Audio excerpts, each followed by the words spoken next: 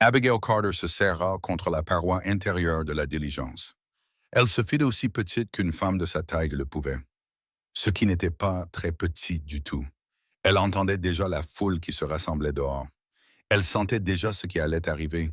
Elle l'avait senti toute sa vie. Dans chaque salle de bal, chaque banc d'église, chaque salle à manger familiale. Là où les yeux de sa mère glissaient vers son assiette, puis s'en détournaient. Elle ferma les yeux très fort. Elle pria pour qu'un instant, un seul instant impossible, elle puisse simplement ne pas exister. Puis la porte s'ouvrit brusquement.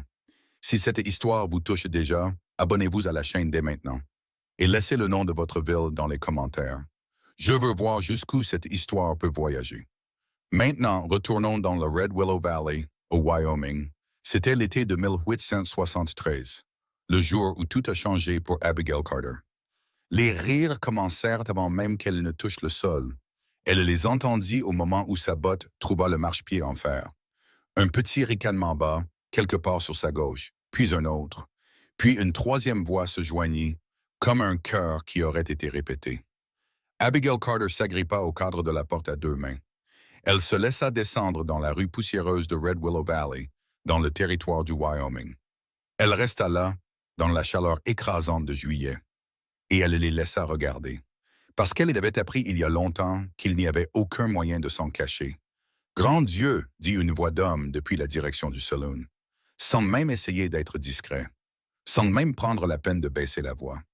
Ils ont fait venir une épouse ou un sacré convoi de bétail. D'autres rirent, plus fort maintenant. Elle avait 26 ans. Elle avait parcouru 3400 kilomètres en train et en diligence depuis un immeuble de Manhattan. Elle avait une malle pleine de robes que la couturière de sa mère avait élargie 2 fois aux coutures. Et elle avait une lettre d'accord signée par un homme qu'elle n'avait jamais rencontré.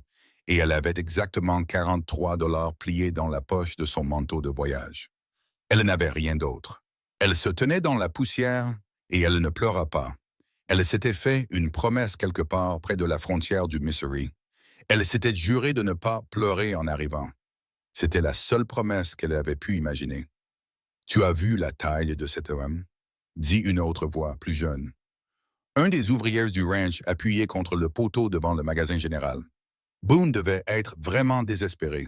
« Ou vraiment aveugle », répondit quelqu'un, et les rires reprirent comme une vague.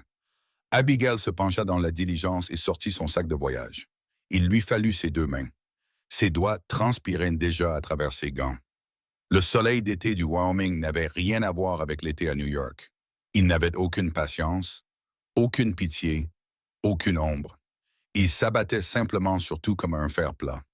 Elle sentait la chaleur monter à travers les semelles de ses bottes, depuis la terre battue sous ses pieds. Elle se tourna pour faire face à la rue. Une foule s'était rassemblée comme les foules se rassemblent dans les petites villes. Pas vraiment exprès, mais attirée par l'odeur de quelque chose qui valait la peine d'être regardé. Des hommes aux chapeaux poussiéreux, une femme avec un panier de marché au bras, la bouche serrée en une petite forme qui réussissait à tout dire sans rien dire du tout. 2 garçons, peut-être de 8 ou 9 ans, qui avaient arrêté ce qu'ils faisaient pour rester là et regarder. Abigail mesurait 1,62 m et pesait près de 136 kilos. Elle le savait parce que son père s'était assuré qu'elle le sache. Il le lui avait dit clairement et souvent. Comme si l'information était une gentillesse. Comme si une femme avait besoin qu'on lui rappelle le poids exact de son propre échec. Elle avait les cheveux sombres de sa mère et les yeux gris de son grand-père Carter. Et un visage large et plein que les gens lui disaient depuis l'enfance être assez joli. Si seulement. Elle avait passé 26 ans à entendre la fin de cette phrase. Si seulement tu étais plus mince. Si seulement tu étais plus petite. Si seulement tu prenais moins de place. Elle en avait fini d'être moins. Elle ramassa son sac de voyage. Elle se tourna vers le chariot qu'elle supposait attendre quelque part dans cette rue. Pour la transporter au ranch qu'elle n'avait jamais vu, elle mit un pied devant l'autre. Ça suffit. La voix venait de derrière la foule. Elle était basse, calme, le genre de voix qui n'a pas besoin de volume car elle a du poids. Les rires cessèrent, pas progressivement, mais immédiatement, comme un feu dont on aurait soudainement retiré tout l'air de la pièce. La foule s'écarta. Un homme s'avança. Grand, mince, hâlé comme du cuir de sel. Un chapeau qui avait vu plus de tempêtes que la plupart des hommes n'en voient dans une vie. Il était tiré bas sur un visage tout en angle. Mâchoire, pommette, la ligne dure et plate d'une bouche qui semblait avoir oublié ce que sourire voulait dire. Ses yeux étaient marron foncé. Ils parcoururent la foule comme les yeux d'un homme qui a déjà pris une décision et qui vérifie simplement que tout le monde l'a compris. Il se dirigea vers l'arrière de la diligence. Il souleva la malle d'Abigail, une malle sur laquelle le conducteur de la diligence avait grogné et juré, et il la souleva comme un autre homme soulèverait une sacoche de sel. Il se tourna vers elle. « Mademoiselle Carter, dit-il, prenez madame. » Pas le ton gêné et plein de pitié qu'elle avait anticipé pendant 3200 kilomètres. Juste son nom. « Vous avez fait un long voyage, dit-il. Rentrons à la maison. » Il se tourna et se dirigea vers le chariot sans attendre de réponse. Abigail resta dans la poussière une seconde entière, incapable de bouger. Parce qu'en 26 ans de vie dans des pièces pleines de gens, pas un seul homme ne l'avait jamais regardé comme Caleb Boone venait de le faire. Pas avec désir. Elle n'était pas idiote. Elle connaissait la différence. Mais sans dégoût. Il l'avait regardée comme une personne regarde une autre personne, comme si elle était simplement là. Et que c'était suffisant. Elle le suivit jusqu'au chariot. Personne ne parla pendant le trajet hors de la ville. La route du chariot coupait vers le nord à travers la vallée et la terre s'ouvrait autour d'eux. De vastes prairies dorées sous un ciel si grand qu'Abigail sentit qu'elle pourrait basculer en arrière et y tomber. Elle était assise sur le banc à côté de Caleb Boone, son sac de voyage sur les genoux. La chaleur s'abattait sur eux deux, et les sabots des chevaux marquaient un rythme régulier sur la terre. Après environ 1,5 kilomètre, elle ne put plus le supporter. « Vous n'avez pas à faire semblant, dit-elle. Je sais à quoi je ressemble. » Il ne quitta pas la route des yeux. « Je sais que vous le savez. » Elle attendit qu'il dise autre chose. Il ne le fit pas. « Les hommes en ville disent beaucoup de choses, dit-il. Ils l'ont toujours fait.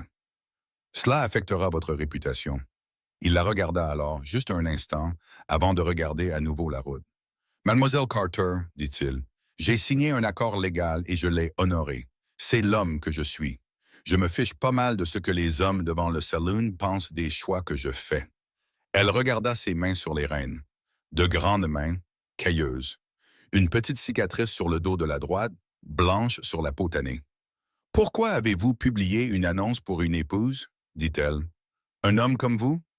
Quel genre d'homme est-ce? » Elle chercha le mot juste. « Capable, finit-elle par dire. Quelque chose bougea légèrement dans sa mâchoire. Pas tout à fait un sourire, plutôt le souvenir d'un sourire. « Mon dernier ouvrier agricole a démissionné en mai, dit-il. J'ai 200 têtes de bétail et une clôture qui a besoin de 5 kilomètres de fil de fer supplémentaires avant octobre. Et je ne peux pas le faire seul. J'avais besoin de quelqu'un qui n'avait pas peur de travailler. Et vous avez pensé qu'une femme de New York... Votre lettre disait que vous n'aviez pas peur de travailler, dit-il. Mentiez-vous? » Elle se redressa un peu. « Non. Alors tout ira bien. » Elle regarda à nouveau la route devant elle. « Bien. » Elle retourna le mot dans son esprit. Pas merveilleux. Pas ce qu'elle avait espéré. Pas une histoire d'amour. Juste bien. Elle venait d'un monde où personne ne l'accepterait telle qu'elle était. Pas par amour, pas pour rien. Et voici un homme qui disait « bien », comme si c'était la chose la plus simple du monde. Comme si elle était simplement ce qu'elle était. Et que c'était un arrangement acceptable. Elle avait passé 3200 kilomètres dans un train à se convaincre qu'elle pourrait survivre à un homme cruel ou indifférent, ou pire. Elle n'avait pas pensé à ce qu'elle ferait avec un homme qui était simplement pragmatique. Le ranch se trouvait 2,5 kilomètres plus au nord. Adossé à une crête de basse colline, avec un ruisseau traversant le pâturage inférieur. La maison était petite. 2 pièces, un porche, une pile de bois plus haute que la fenêtre du mur est. Une grange, un corral avec 6 chevaux se déplaçant lentement dans la chaleur. Caleb posa sa malle à l'intérieur de la porte de ce qu'elle comprit être sa chambre. Un espace à peine assez large pour le lit étroit et la petite commode qu'il contenait. Et il lui tendait une clé. « Votre chambre, dit-il. La porte se verrouille de l'intérieur si vous le voulez. » Elle le regarda. « Ce n'est pas ce genre d'arrangement, dit-il simplement. Je vous l'ai dit dans la lettre, j'ai besoin d'aide pour le travail. Vous aviez besoin d'un nom et d'un endroit, c'est ce que c'est. J'ai compris votre lettre, dit-elle, bien que sa voix soit sortie légèrement instable. L'eau est dans le pichet. Le souper est votre responsabilité à partir de maintenant. Mais ce soir, je cuisinerai, puisque vous venez de voyager. Reposez-vous. Il retourna dehors. Abigail s'assit sur le bord du lit étroit. Il grinça sous son poids. Elle sentit la vieille honte familière monter en elle, et elle la refoula comme elle avait appris à le faire. Et elle regarda la clé dans sa main. Une chambre, une serrure, son nom sur un accord. Ce n'était pas ce dont elle rêvait quand elle était jeune et stupide, et pensait que quelque part dans le monde, un homme pourrait réellement l'avoir. Mais c'était plus que ce que son père lui avait offert. Son père l'avait appelé dans son bureau un mardi d'avril, et il l'avait regardé par-dessus son bureau en acajou comme il regarderait un problème commercial. Et il avait dit, « Abigail, j'ai arrangé un mariage pour toi dans le territoire du Wyoming. Tu partiras vendredi. » Pas une question, pas une demande de son avis. « Son nom est Boone, » avait dit son père. « C'est un éleveur, il sait travailler. J'ai correspondu avec lui par lettre, et il semble assez décent. » « Est-ce qu'il sait? » avait-elle commencé. « Il sait ce que l'arrangement exige, » avait dit son père. « Il n'a posé aucune question sur votre apparence, si c'est ce qui vous inquiète. » Elle s'était inquiétée de bien plus que cela. Elle s'était demandé ce que cela avait coûté à son père de l'envoyer au Wyoming. Elle s'était demandé s'il avait payé Caleb Boone comme on paye un homme pour se débarrasser de quelque chose. Elle s'était demandé si elle avait plus de valeur pour sa famille à 3200 kilomètres qu'elle n'en avait jamais eu à leur table. Elle avait décidé quelque part près de Saint-Louis que la réponse était oui, et elle avait décidé d'arrêter de se laisser tuer par ça. Le souper était composé de haricots, de porc salé et de pain de maïs si sec qu'il l'étouffait presque. Et Caleb le mangea sans commentaire, de l'autre côté d'une petite table qui remplissait la majeure partie de la cuisine. Dehors, le soleil se coucha comme quelque chose qui s'effondre, et la chaleur du jour s'échappa lentement des murs. « Depuis combien de temps êtes-vous ici? » demanda-t-elle. « 8 ans. Seule. Une pause. Pas toujours. » Elle n'insista pas. Il y avait quelque chose dans sa façon de le dire, la façon dont ses yeux étaient allés brièvement ailleurs. Cela lui disait que ce n'était pas une histoire pour ce soir, peut-être pas avant longtemps. « Il faudra que vous me montriez ce qu'il y a à faire, » dit-elle. « Au ranch, je n'ai jamais travaillé dans un ranch auparavant. Je vous l'ai dit dans la lettre. »« Je sais, mais j'apprends vite. » Il la regarda. « Je le sais aussi. Il dit quelque chose sur votre façon d'écrire. » Elle ne savait pas quoi faire de cela. Elle regarda son assiette. « La clôture du pâturage sud fait environ 1,5 kilomètre, dit-il. Je vous y emmènerai demain au lever du soleil. Je vous montrerai les poteaux. Je vous montrerai comment tendre le fil.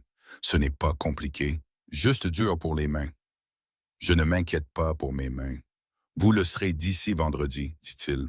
Ce n'était pas méchant, juste honnête. » Elle faillit sourire. Presque. Les 3 semaines suivantes furent les plus dures de sa vie. Elle avait pensé de manière abstraite qu'elle comprenait le travail acharné. Elle avait grandi dans une maison avec des domestiques, un cuisinier et une blanchisseuse. Mais elle avait lu des livres sur la vie de ranch. Elle s'était dit qu'elle était préparée. Elle n'était pas préparée. Le soleil d'été se levait avec la première lumière fine à 5 heures du matin, et il ne faiblissait pas avant bien après le souper. Il s'abattait sur ses épaules, son cou et la large courbe de son dos, avec une sorte de méchanceté personnelle. Du moins, c'est ce qu'elle ressentait. Elle a trempé de sueur toutes les robes qu'elle possédait. Elle s'est faite des ampoules aux paumes dès les 2 premiers jours, puis des ampoules sur les ampoules. Et à la fin de la première semaine, elle s'était durcie en quelque chose qu'elle reconnaissait à peine comme ses propres mains. Elle s'est coupé l'avant-bras 2 fois sur le fil de clôture. Elle a fait tomber un seau d'eau dans le ruisseau et y est entrée, toute habillée, et la laisse revenue sur la rive, l'air d'avoir essayé de se noyer. Elle a brûlé les biscuits chaque matin pendant 5 matins consécutifs, jusqu'à ce qu'elle comprenne la personnalité particulière du poêle en fonte et s'ajuste en conséquence. Et chaque jour, sans exception, elle se levait à l'aube et elle travaillait. Caleb parlait très peu. Ce n'était pas un homme qui utilisait des mots quand un geste suffisait. Il montrait. Il corrigeait avec ses mains si nécessaire. Il regardait sans être envahissant. Quand elle avait besoin d'eau, il en laissait. Quand les marches du porche avaient besoin d'une nouvelle planche, une apparaissait. Quand elle luttait avec un loquet de portail sur le corral, il le remplaçait par un autre qui s'ouvrait plus facilement. Et il n'en a jamais dit un mot. Elle remarquait tout. Elle le remarquait parce qu'elle avait passé sa vie à guetter les petites cruautés. Le regard, le soupir, le léger sourire. Les 1000 petites fashions dont les gens vous disaient sans un mot ce qu'ils pensaient de vous. Et ces choses ne venaient pas. Pas de lui. Elles venaient de la ville.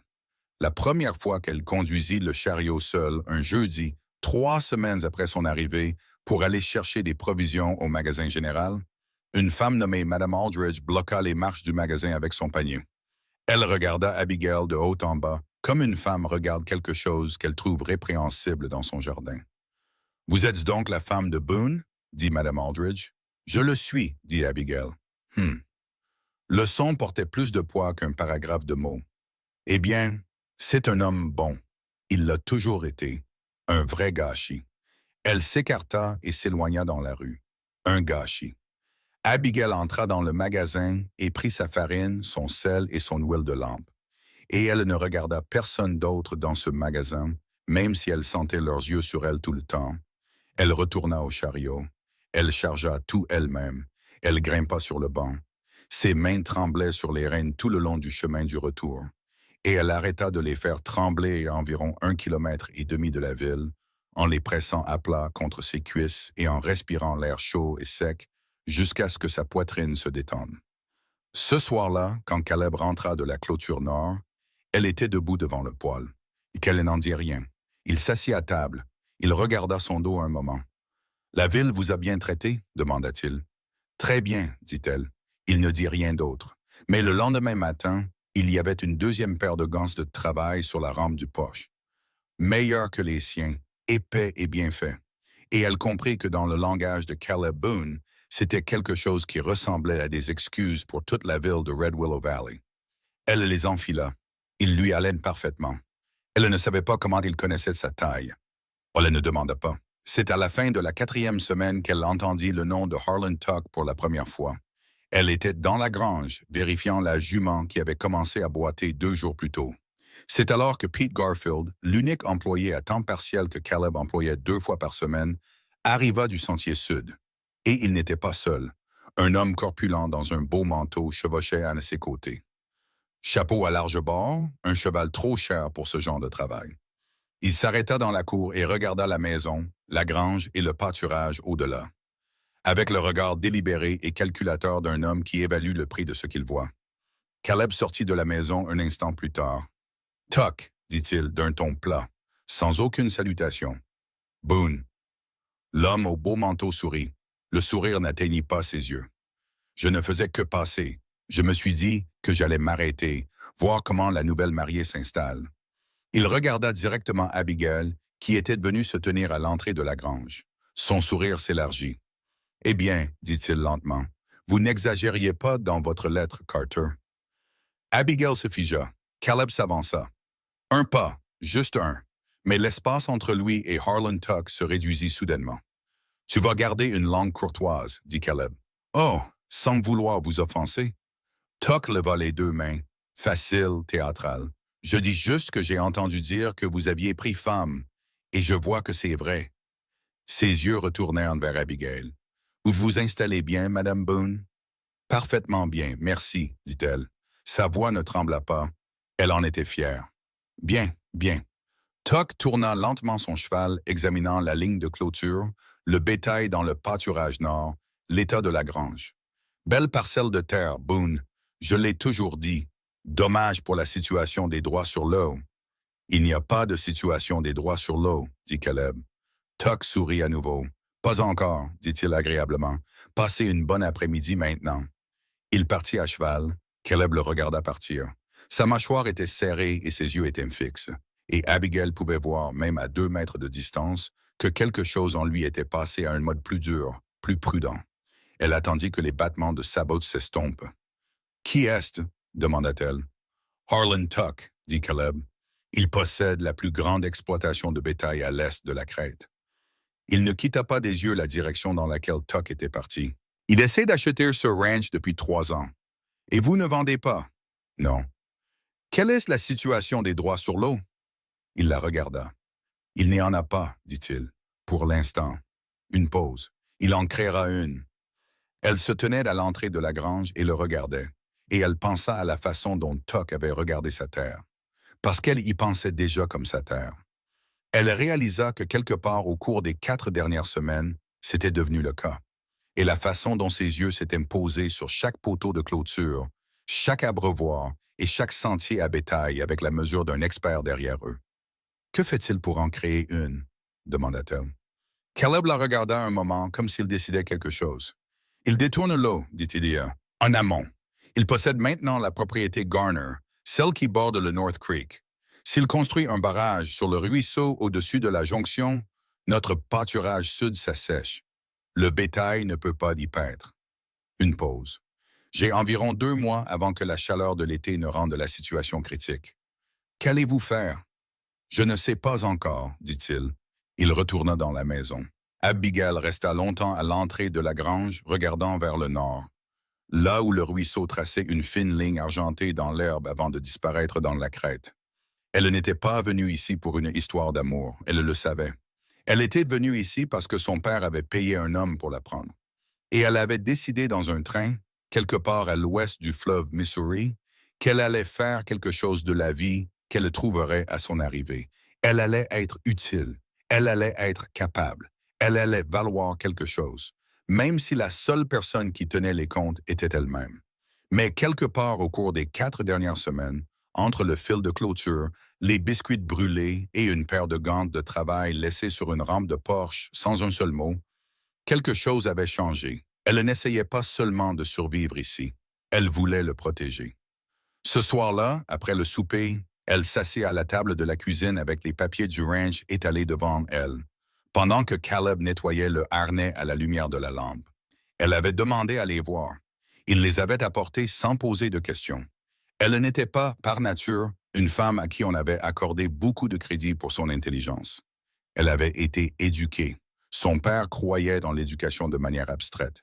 Et elle avait lu tout ce qui lui tombait sous la main pendant 26 ans. Parce que les livres ne la regardaient pas comme quelque chose à plaindre, elle avait un esprit pour les chiffres et les schémas, pour la façon dont une chose se connectait à une autre. Et elle n'avait jamais eu une seule fois dans sa vie l'occasion de l'utiliser pour quelque chose d'important. Elle étala les papiers et elle le lut. Après environ 20 minutes, elle dit « La servitude pour l'eau sur le North Creek, elle est enregistrée dans les registres du comté. » Caleb leva les yeux du harnais. Elle devrait l'être. Quand a-t-elle été confirmée pour la dernière fois? Une pause était heureuse. Il y a 4 ans, avant la vente du terrain Garner. Donc, elle est antérieure à l'acquisition de la propriété Garner par Tuck. Elle devrait. Elle regarda les papiers. « Avez-vous une copie de l'accord de servitude original? » Il resta silencieux un moment. « Peut-être dans la boîte à titre de propriété. »« Vous devriez la trouver, dit-elle. Si Tuck essaie de construire un barrage sur le ruisseau, vous avez besoin du document légal, pas seulement du souvenir de l'avoir. » Il la regardait d'une manière qu'il n'avait jamais eue auparavant.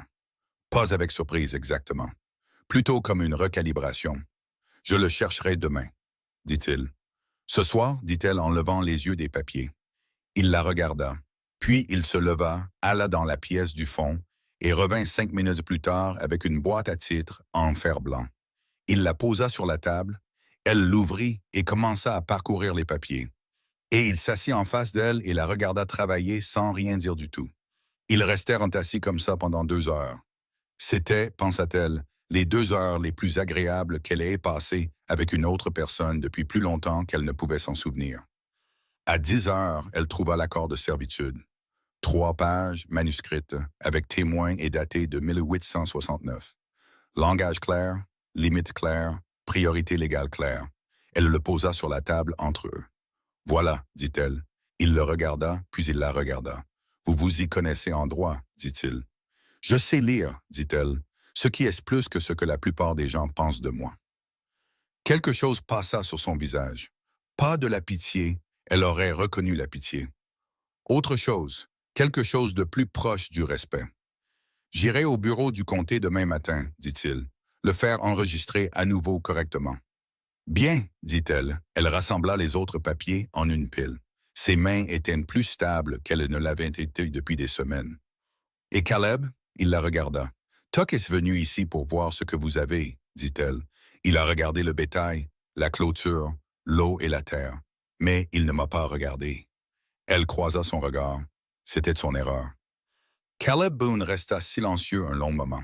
Puis, pour la première fois depuis qu'elle était descendue de la diligence à Red Willow Valley, dans le territoire du Wyoming, sous la chaleur écrasante de juillet 1873, il sourit. Petit, bref, comme une lumière à travers la fente d'une porte, mais réelle.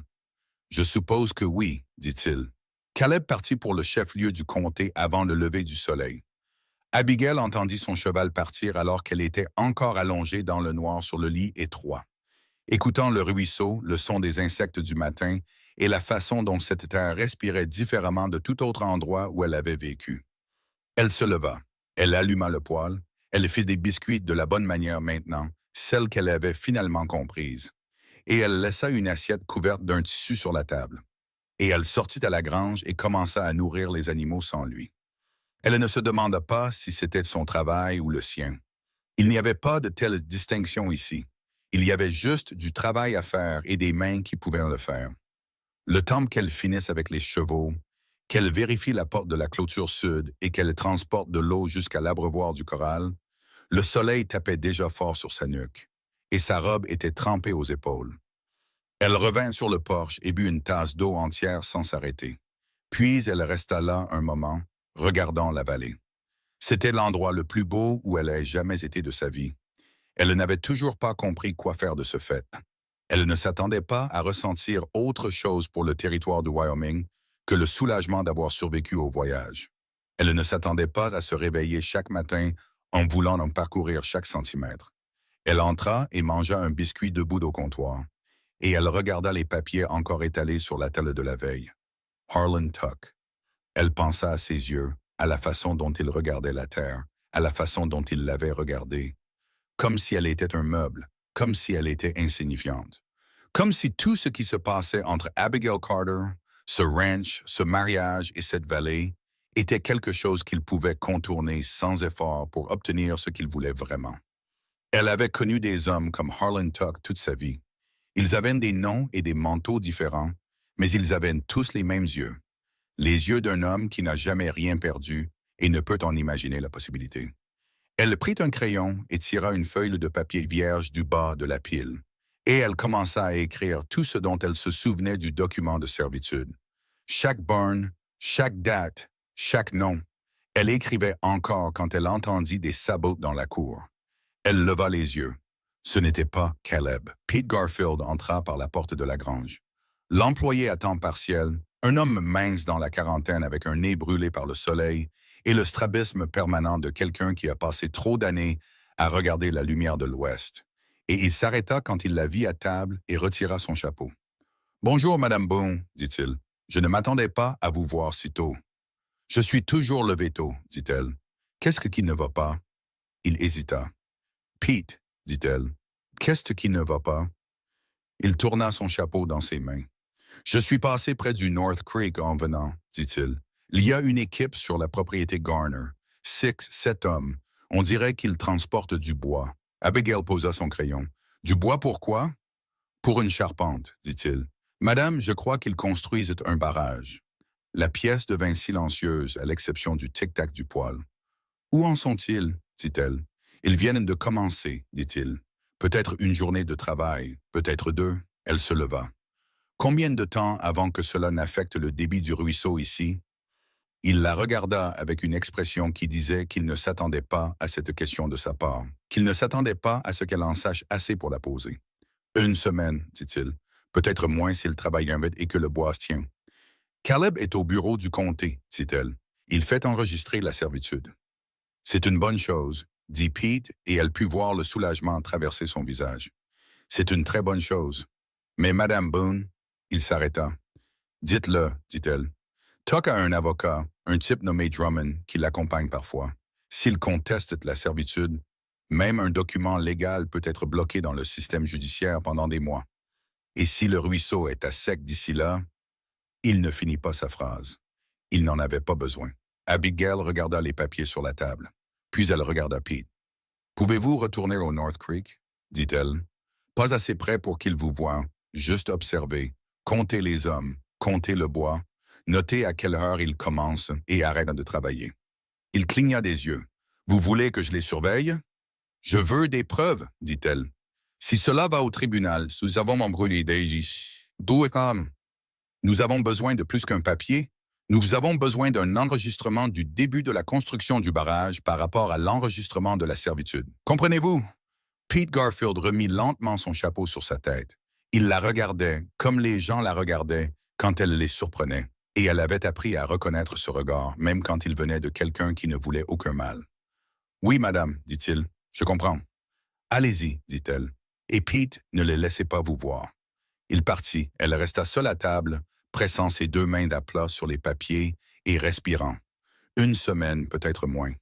Caleb revint à midi. Il entra avec la servitude enregistrée dans la poche de son manteau, et il trouva Abigail à table avec une carte de la propriété dessinée à la main étalée devant elle. Elle l'avait faite elle-même de mémoire et à partir des bornes d'arpentage qu'elle avait lues dans la boîte à titres. Les notes de Pete du matin étaient posées à côté, en une colonne soignée. Il s'arrêta à l'entrée et regarda tout cela. « Tuck est déjà en train de construire, » dit-elle avant qu'il ne puisse demander. Pete est allé surveiller. Ils ont 7 hommes et ils ont commencé hier soir, d'après la préparation du bois. Si on devait deviner, nous avons 5 à 7 jours avant que le débit du ruisseau ne baisse suffisamment pour que ça compte. Caleb accrocha son chapeau au crochet près de la porte. Il vint à la table et regarda la carte. Sa mâchoire se serra. « Il a agi vite, dit-il. Il attendait que vous partiez, dit-elle. Il est venu ici hier pour voir si vous alliez partir, jusqu'où et pour combien de temps. Il m'a vu et il a décidé que ce qui restait derrière ne valait pas la peine de s'inquiéter. » Caleb la regarda. « Je vous l'ai dit, dit-elle doucement. C'était son erreur. » Il tira une chaise et s'assit en face d'elle, étudiant la carte. Ses yeux la parcoururent comme il parcourait tout, délibérément, sans hâte, absorbant chaque détail avant de passer au suivant. « Même avec la servitude, dit-il, s'il est déjà en train de construire, je dois arrêter la construction avant qu'elle ne soit terminée. Une fois que le barrage est entièrement charpenté et empierré, même une injonction légale prend du temps. »« Je sais, dit-elle. Donc, vous devez aller voir le shérif du comté aujourd'hui, avec la servitude et avec les preuves de Pete sur la date de début de la construction. Le shérif Bauer n'est pas... » Il s'arrêta, reconsidéra. « Il fait attention au côté qu'il prend. »« Alors ne lui donnez pas le choix, dit-elle. Une servitude légale, le témoignage d'un témoin sur une construction non autorisée qui viole cette servitude. Ce n'est pas de la politique, Caleb, c'est la loi. » Il la regarda un long moment. « Vous avez déjà fait ça, dit-il, plaider une affaire. »« J'ai lu assez de livres de droit pour être dangereuse, dit-elle, et j'ai passé assez de temps à être sous-estimée pour savoir comment m'en servir. » Quelque chose changea sur son visage. Pas tout à fait un sourire cette fois. Plus dur que ça, plus sérieux. « J'irai voir Bauer cet après-midi, dit-il. »« Bien. » Elle fit glisser les notes sur la table vers lui. « Prenez ça. » Et Caleb, elle attendit qu'il la regarde. « Ne demandez pas, affirmez. Il est de la loi et c'est une violation flagrante. Ne lui laissez pas la place de décider que c'est compliqué. » Il prit les notes. « Oui, madame, dit-il. » Et d'une manière ou d'une autre, venant de Caleb Boone, ces 2 mots semblaient être le plus grand compliment qu'elle ait jamais reçu. Il repartit moins d'1 heure plus tard. Abigail vérifiait la clôture le long du pâturage et, quand elle entendit le chariot arriver de la ville, elle savait que ce n'était pas Caleb. Mauvaise direction, mauvais rythme. Elle se tourna. C'était Madame Aldridge, la femme au panier du magasin général. Mais elle n'était pas seule cette fois. Il y avait 2 autres femmes dans le chariot avec elle. Une mince au visage pincé, une plus jeune aux yeux fatigués, avec un bébé sur la hanche, même si elle était assise. Elles s'arrêtèrent le long de la clôture et Madame Aldridge regarda Abigail avec une expression légèrement différente de celle qu'elle avait sur les marches du magasin. Toujours mesurée, toujours soigneusement neutre, mais quelque chose en dessous qui aurait pu, dans de meilleures circonstances, être de l'inquiétude. « Madame Boone, dit-elle. »« Madame Aldridge, dit Abigail. » Elle ne posa pas l'outil de clôture qu'elle tenait. « Nous avons entendu parler de l'affaire Tuck, dit la femme au visage pincé. Abigail ne connaissait pas encore son nom. À propos du barrage. Les nouvelles voyagent vite, dit Abigail.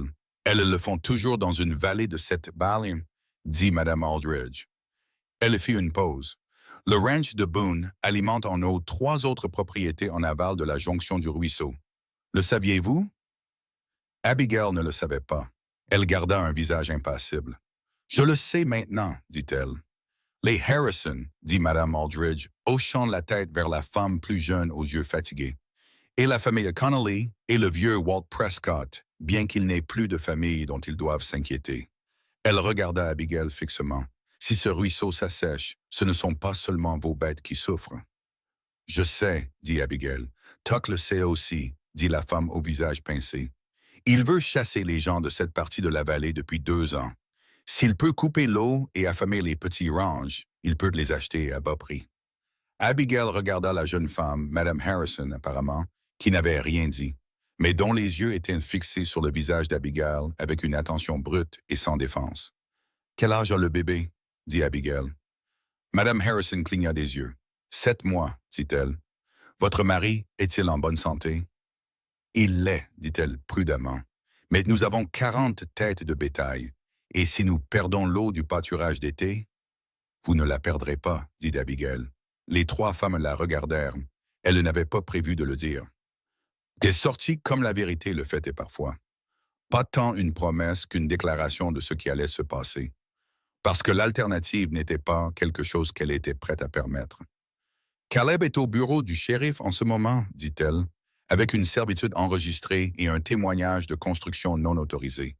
Si le shérif Bauer fait son travail, il y aura une injonction avant que ce barrage ne soit charpenté. Elle regarda Madame Aldridge.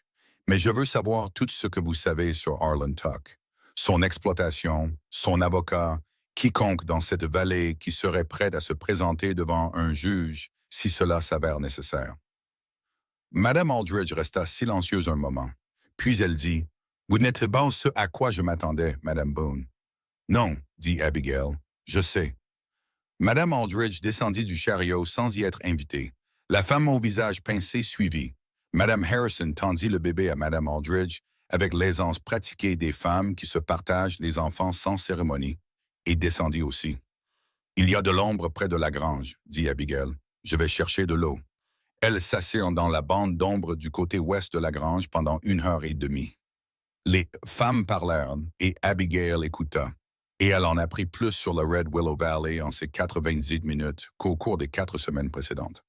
Elle apprit l'histoire des 3 familles que Tuck avait déjà rachetées par la pression de l'eau et l'intimidation légale. Elle en apprit sur Drummond, l'avocat, et sa méthode particulière de déposer des injonctions pour contrer les injonctions jusqu'à ce que les revendications légitimes meurent simplement d'épuisement. Elle apprit que le shérif Bauer avait accepté une contribution de campagne d'un homme lié à l'exploitation de Tuck 2 ans auparavant, et que ce fait était connu de tous dans la vallée et que personne n'agissait. Au moment où les femmes se levèrent pour partir, Abigail avait rempli 2 pages de notes, de l'écriture serrée et soignée que ses tuteurs avaient passé des années à lui inculquer et qu'elle n'avait jamais, jusqu'à cet été, eu l'occasion d'utiliser. Madame Aldridge s'arrêta avant de remonter sur le siège du chariot. « Ce premier jour, dit-elle, quand vous êtes descendu de la diligence, » elle s'arrêta, recommença.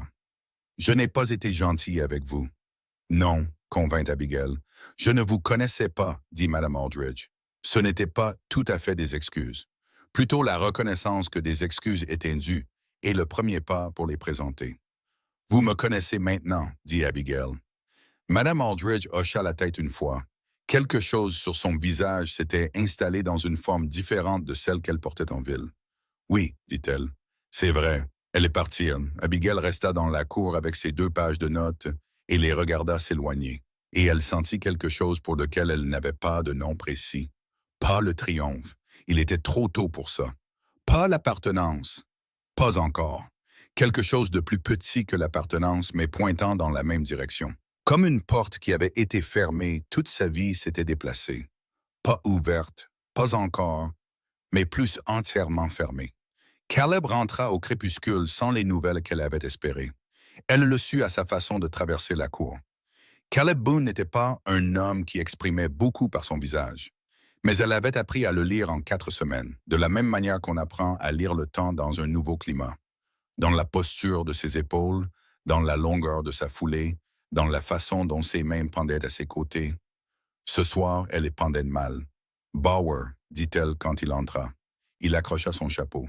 « Il a pris les papiers, dit-il, les a regardés, a dit qu'il aurait besoin de consulter l'autorité légale avant d'émettre une ordonnance d'injonction.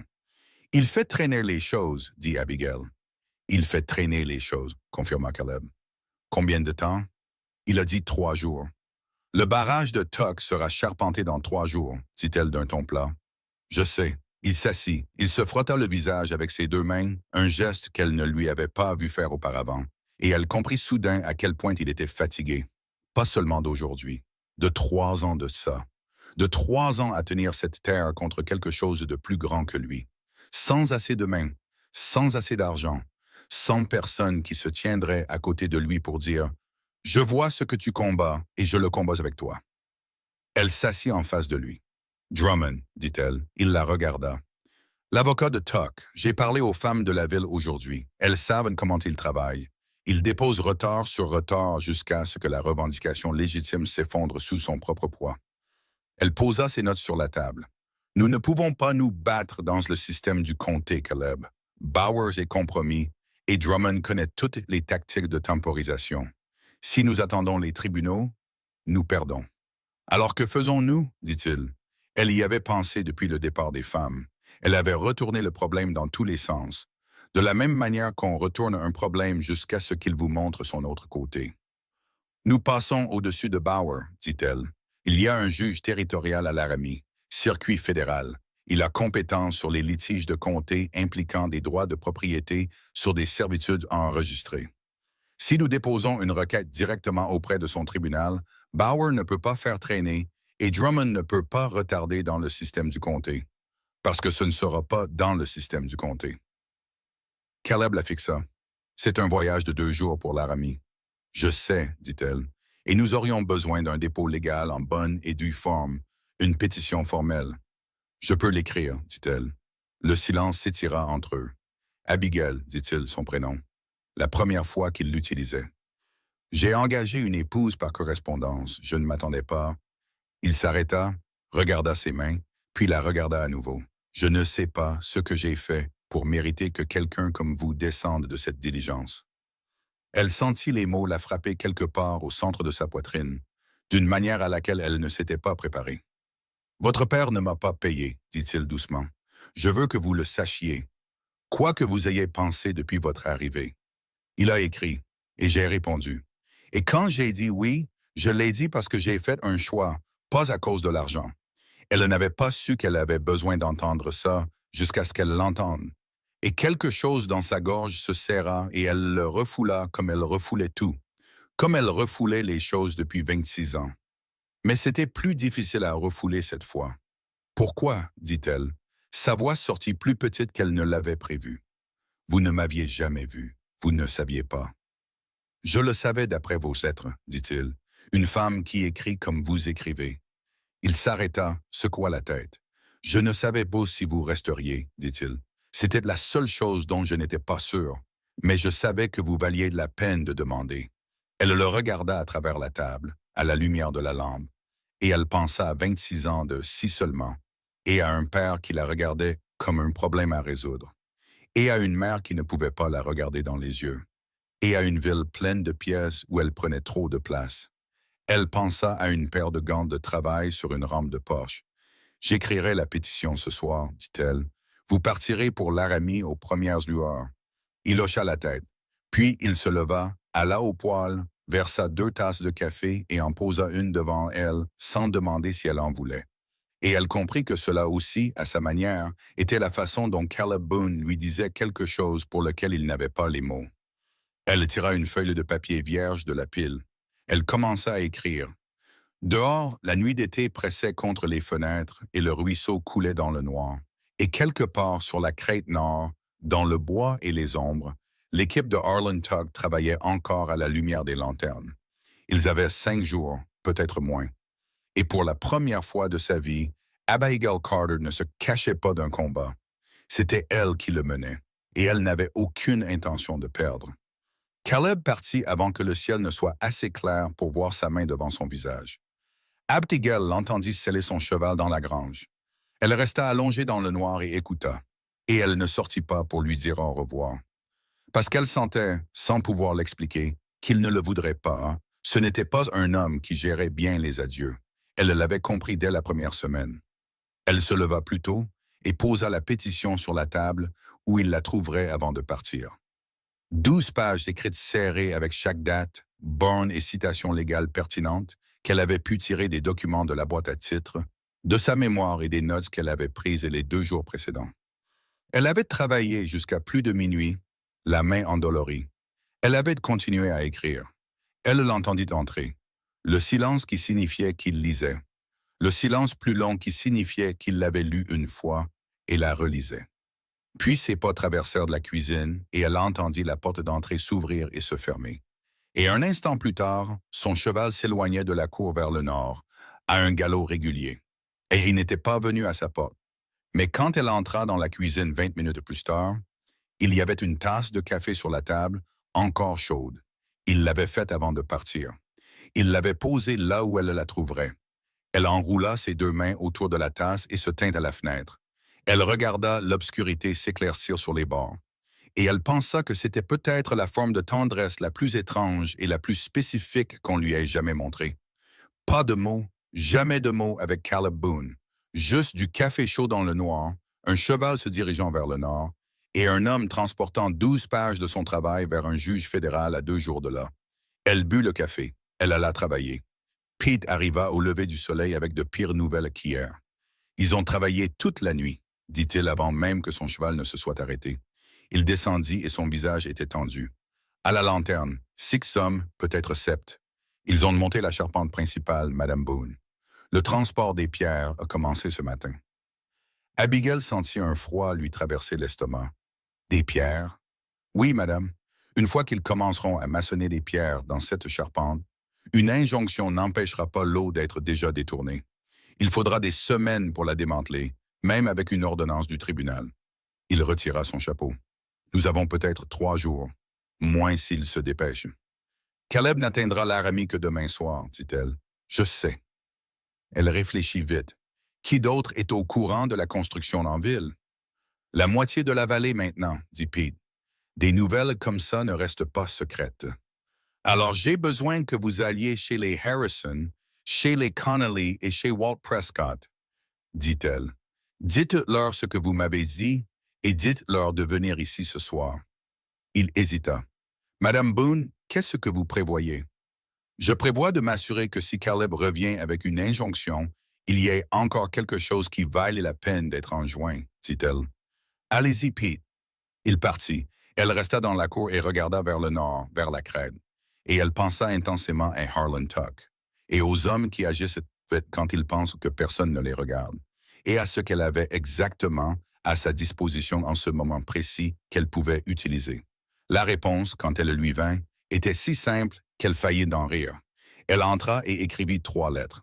Ce soir-là, 9 personnes étaient assises dans la cuisine d'Abigail et débordant sur le poche. Les Harrison, tous les 2, le bébé endormi dans les bras de Madame Harrison. Les frères Connolly, 2 hommes aux épaules larges dans la trentaine, qui semblaient avoir été taillés dans le même bloc de granit du Wyoming. Walt Prescott, qui avait 71 ans et une mémoire d'acier. Madame Aldridge, la femme au visage pincé dont Abigail avait appris le nom, Vera Sims et Pete. Abigail se tenait en bout de table. Tuck avance plus vite que nous ne l'avions prévu, dit-elle. Caleb est à Laramie avec la pétition légale. La réponse la plus rapide que nous puissions attendre du juge territorial est dans 4 jours. Nous en avons 3, peut-être moins, avant que le barrage ne soit fonctionnel. Alors nous arrêtons la construction, dit le frère aîné des Connolly. Daniel, c'était son nom. On monte là-haut et on démolit tout. C'est de la destruction de propriété, dit Abigail. Tuck porterait plainte et l'affaire légale serait enterrée dans une contre-poursuite. Nous perdrions notre avantage moral. Alors on attend, c'est ça? La mâchoire de Daniel Connolly était durement serrée. Non, dit-elle, nous documentons et nous nous assurons que Tuck sache qu'il est surveillé. Il se fiche d'être surveillé, dit vivement Vera Sims. Cet homme ne s'est jamais soucié de rien d'autre que de ce qu'il veut. Il se soucie d'une chose, dit Abigail, sa réputation auprès de la Commission des terres territoriales. Il essaie d'obtenir un contrat de pâturage fédéral sur la chaîne Est depuis 2 ans. J'ai trouvé ça dans la correspondance de Caleb. Tuck a fait une demande d'information par le biais du bureau du registraire du comté sur la disponibilité des terres fédérales, ce qui signifie qu'il y a une trace formelle de son intérêt. Elle regarda autour de la table. Si le juge territorial voit un schéma, construction illégale de barrages, violation des droits sur l'eau, plusieurs propriétaires fonciers affectés, cela n'affecte pas seulement cette affaire. Cela affecte sa demande fédérale. La pièce était silencieuse. Walt Prescott se pencha en avant. Il n'avait encore rien dit. Ses yeux, sous leurs épais sourcils blancs, étaient vifs et fixes. Comment connaissez-vous la procédure de la Commission des terres territoriales? Dit-il irritant.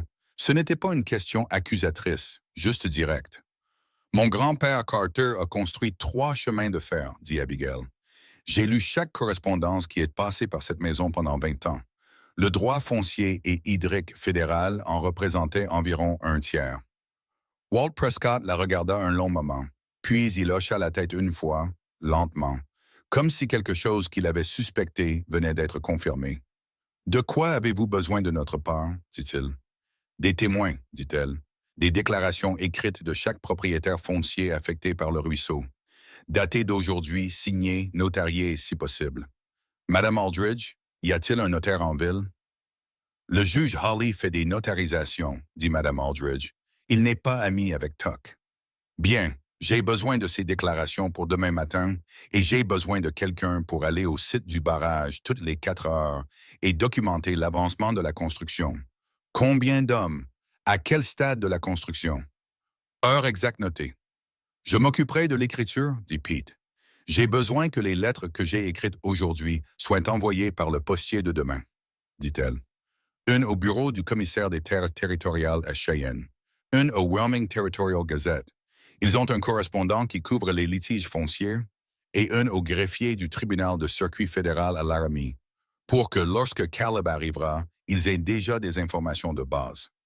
Le silence dans la pièce avait une texture différente, mais ce n'était pas le silence de gens attendant qu'on leur dise quoi faire. C'était le silence de gens qui décidaient quelque chose. Daniel Connolly regarda son frère. Son frère le regarda en retour. Une communication passa entre eux qui ne nécessitait pas de mots. « J'irai ce soir, dit Daniel. Vérifier le site moi-même.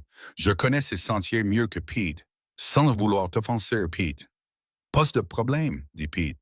Je vous apporterai 6 déclarations d'ici demain matin, dit doucement Mme Harrison depuis le coin. Elle n'avait presque rien dit de tout le temps, mais ses yeux avaient été sur Abigail tout du long. Et quoi qu'elle ait été en train de décider, elle l'avait décidé. Je connais chaque femme de cette partie de la vallée. Elles signeront. Merci, dit Abigail. Madame Aldridge était déjà debout, réarrangeant son panier avec l'efficacité vive d'une femme qui a identifié ce qui doit être fait et a l'intention de commencer immédiatement. J'irai voir le juge Hawley ce soir, dit-elle. Il vit au-dessus du magasin de produits secs. Ça ne le dérangera pas. Ils partirent un par un, 2 par 2, se déplaçant rapidement avec détermination. Et Abigail se tint sur le porche et les regarda partir. Et elle sentit quelque chose qu'elle n'avait jamais ressenti auparavant en 26 ans de vie, principalement en marge des objectifs des autres. Elle se sentit utile, vraiment, matériellement, conséquemment utile. Pas tolérée, pas accommodée, utile. Elle retourna à l'intérieur et s'assit à la table vide. Ses mains tremblaient légèrement. Elle les pressa à plat et respira. Le jour suivant se passa dans une sorte de chaos contrôlé. Pete se rendit au site du barrage à 6 heures, à 10 heures, à 14 heures, à 18 heures, chaque fois revenant avec des notes précises qu'Abigail pliait dans un dossier continu. La construction progressait plus vite qu'il ne l'avait craint. Tuck avait fait venir des ouvriers supplémentaires pendant la nuit. Et l'après-midi, le décompte de Pete portait le nombre à 11 hommes. Les déclarations arrivèrent tout au long de la matinée. Mme Harrison en livra 6 à 9 heures, toutes signées, toutes notariées, avec le sceau du juge Hawley. Walt Prescott arriva lui-même avec 3 autres. Il s'assit à la table pendant qu'Abigail les organisait. Il ne dit rien, mais la regarda travailler avec ses yeux vifs et fixes. « Vous savez ce que cette vallée a dit de vous quand vous êtes arrivé? » dit-il finalement.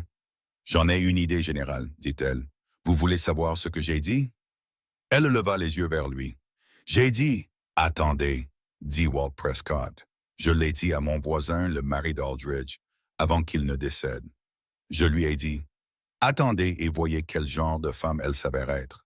Parce que j'ai vécu 71 ans et je sais une chose avec certitude. » Il fit une pause.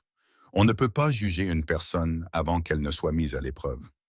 Abigail soutint son regard. « Et quelle est votre évaluation, Monsieur Prescott? » « Je pense que Caleb Boone est l'homme le plus chanceux du territoire du Wyoming, dit-il simplement. Et je pense qu'il commence à le savoir. Elle baissa les yeux sur les papiers. Sa gorge avait encore fait cette chose, ce serment qu'elle devait refouler. Elle commençait à en avoir assez de le refouler. Il revenait plus vite qu'elle ne pouvait le repousser. « Il ne me connaît pas encore, dit-elle. « Il apprend, dit Walt. Les hommes comme Caleb apprennent lentement, mais ils apprennent sûrement. » Il prit son chapeau. « Tout ira bien, Madame Boone. » Il partit. Elle organisa les déclarations en 2 jeux, les enveloppa dans de la toile cirée en cas de pluie.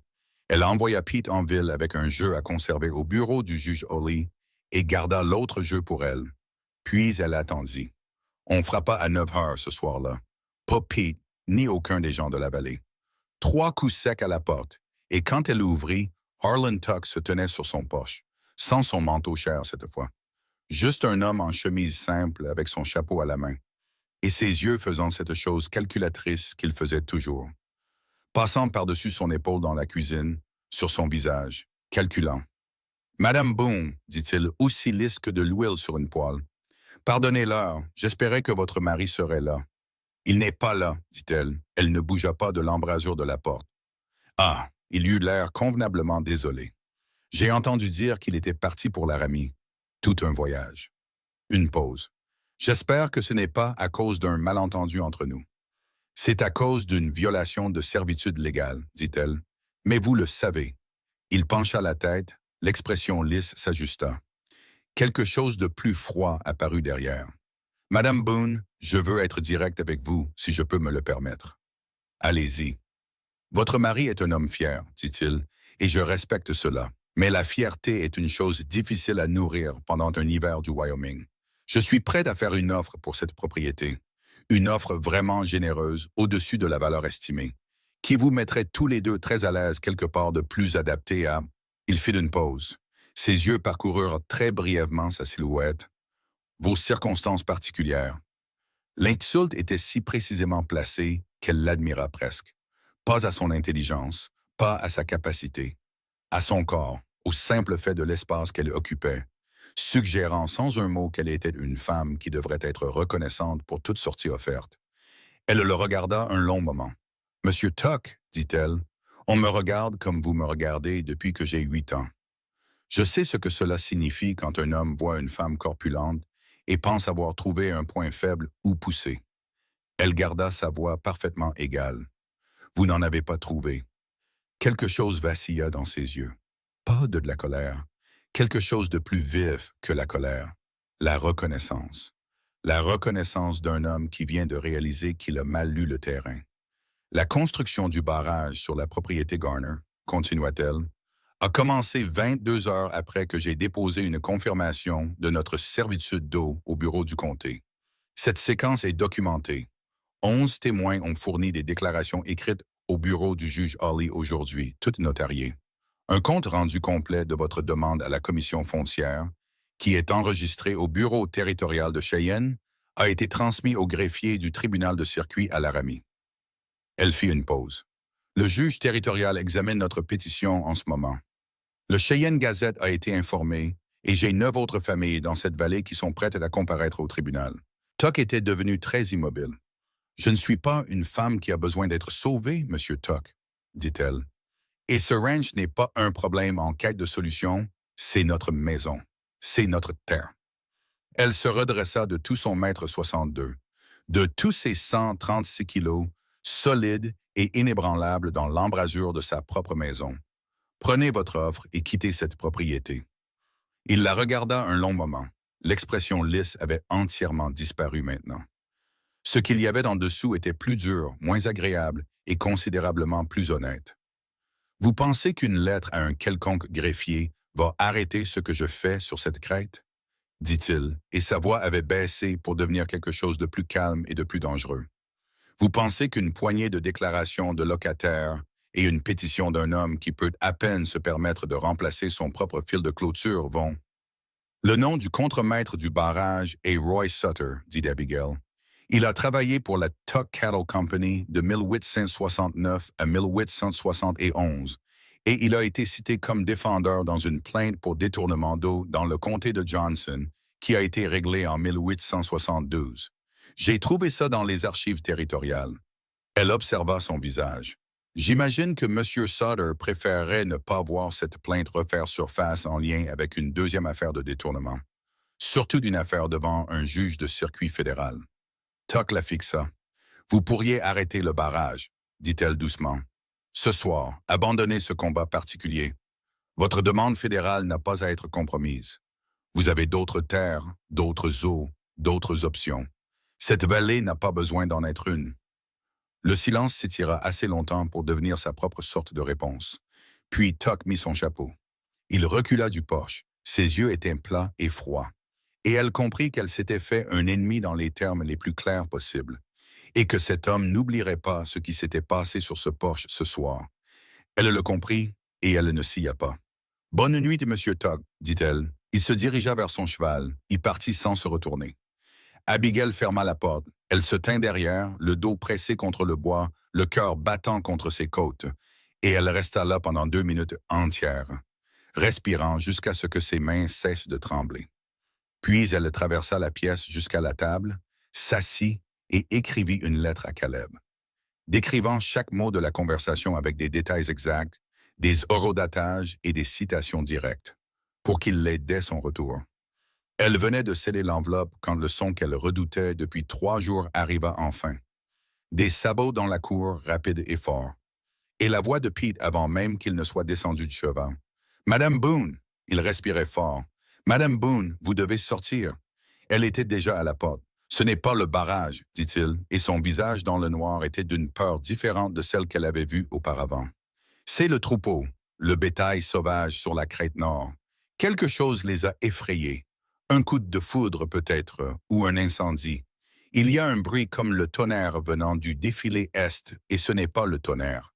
Il attrapa la bride de son cheval pour maintenir l'animal immobile. 400 têtes, Madame Boone. Peut-être plus. Elle court vers le sud. Elle se tint sur le porche et elle l'entendit alors, lointain mais réel, une vibration basse et roulante à travers le sol, qui montait à travers les semelles de ses pieds, comme si la terre elle-même s'était mise à respirer de travers. « Combien de temps? » dit-elle. « Des heures, dit Pete. Peut-être moins. S'ils atteignent le fond de la vallée à pleine vitesse. » Il ne finit pas, il n'en avait pas besoin. 400 têtes de bétail sauvage courant à toute vitesse dans le noir vers une vallée pleine de familles. Et Caleb était à 2 jours de là, à Laramie. Elle regarda Pete. « Allez chercher les Connolly, dit-elle. Allez chercher tous les hommes qui peuvent être montés à cheval. » Elle se déplaçait déjà à l'intérieur pour prendre son manteau. « Et Pete, madame, à quelle distance se trouve le sentier du canyon, celui qui longe l'aide du défilé? » Il la fixa. « Madame Boone, ce sentier longe le bord du défilé. Si le troupeau l'atteint, à quelle distance? » dit-elle. « 20 minutes à bride abattue, dit-il lentement. Elle ressortit avec son manteau et le regarda avec une expression qui ne laissait aucune place à la discussion. « Alors nous avons 20 minutes, dit-elle. Scellez la jument grise. » Pete argumenta avec elle pendant exactement 45 secondes. C'est tout ce qu'elle lui accorda. « Vous ne pouvez pas chevaucher dans une débandade, dit-il. Madame Boone, je vous demande de m'écouter. Une femme de votre taille sur un cheval dans le noir avec 400 têtes de bétail sauvage courant dans un défilé. Pete, dit-elle, je vous ai entendu. Scellez la jument.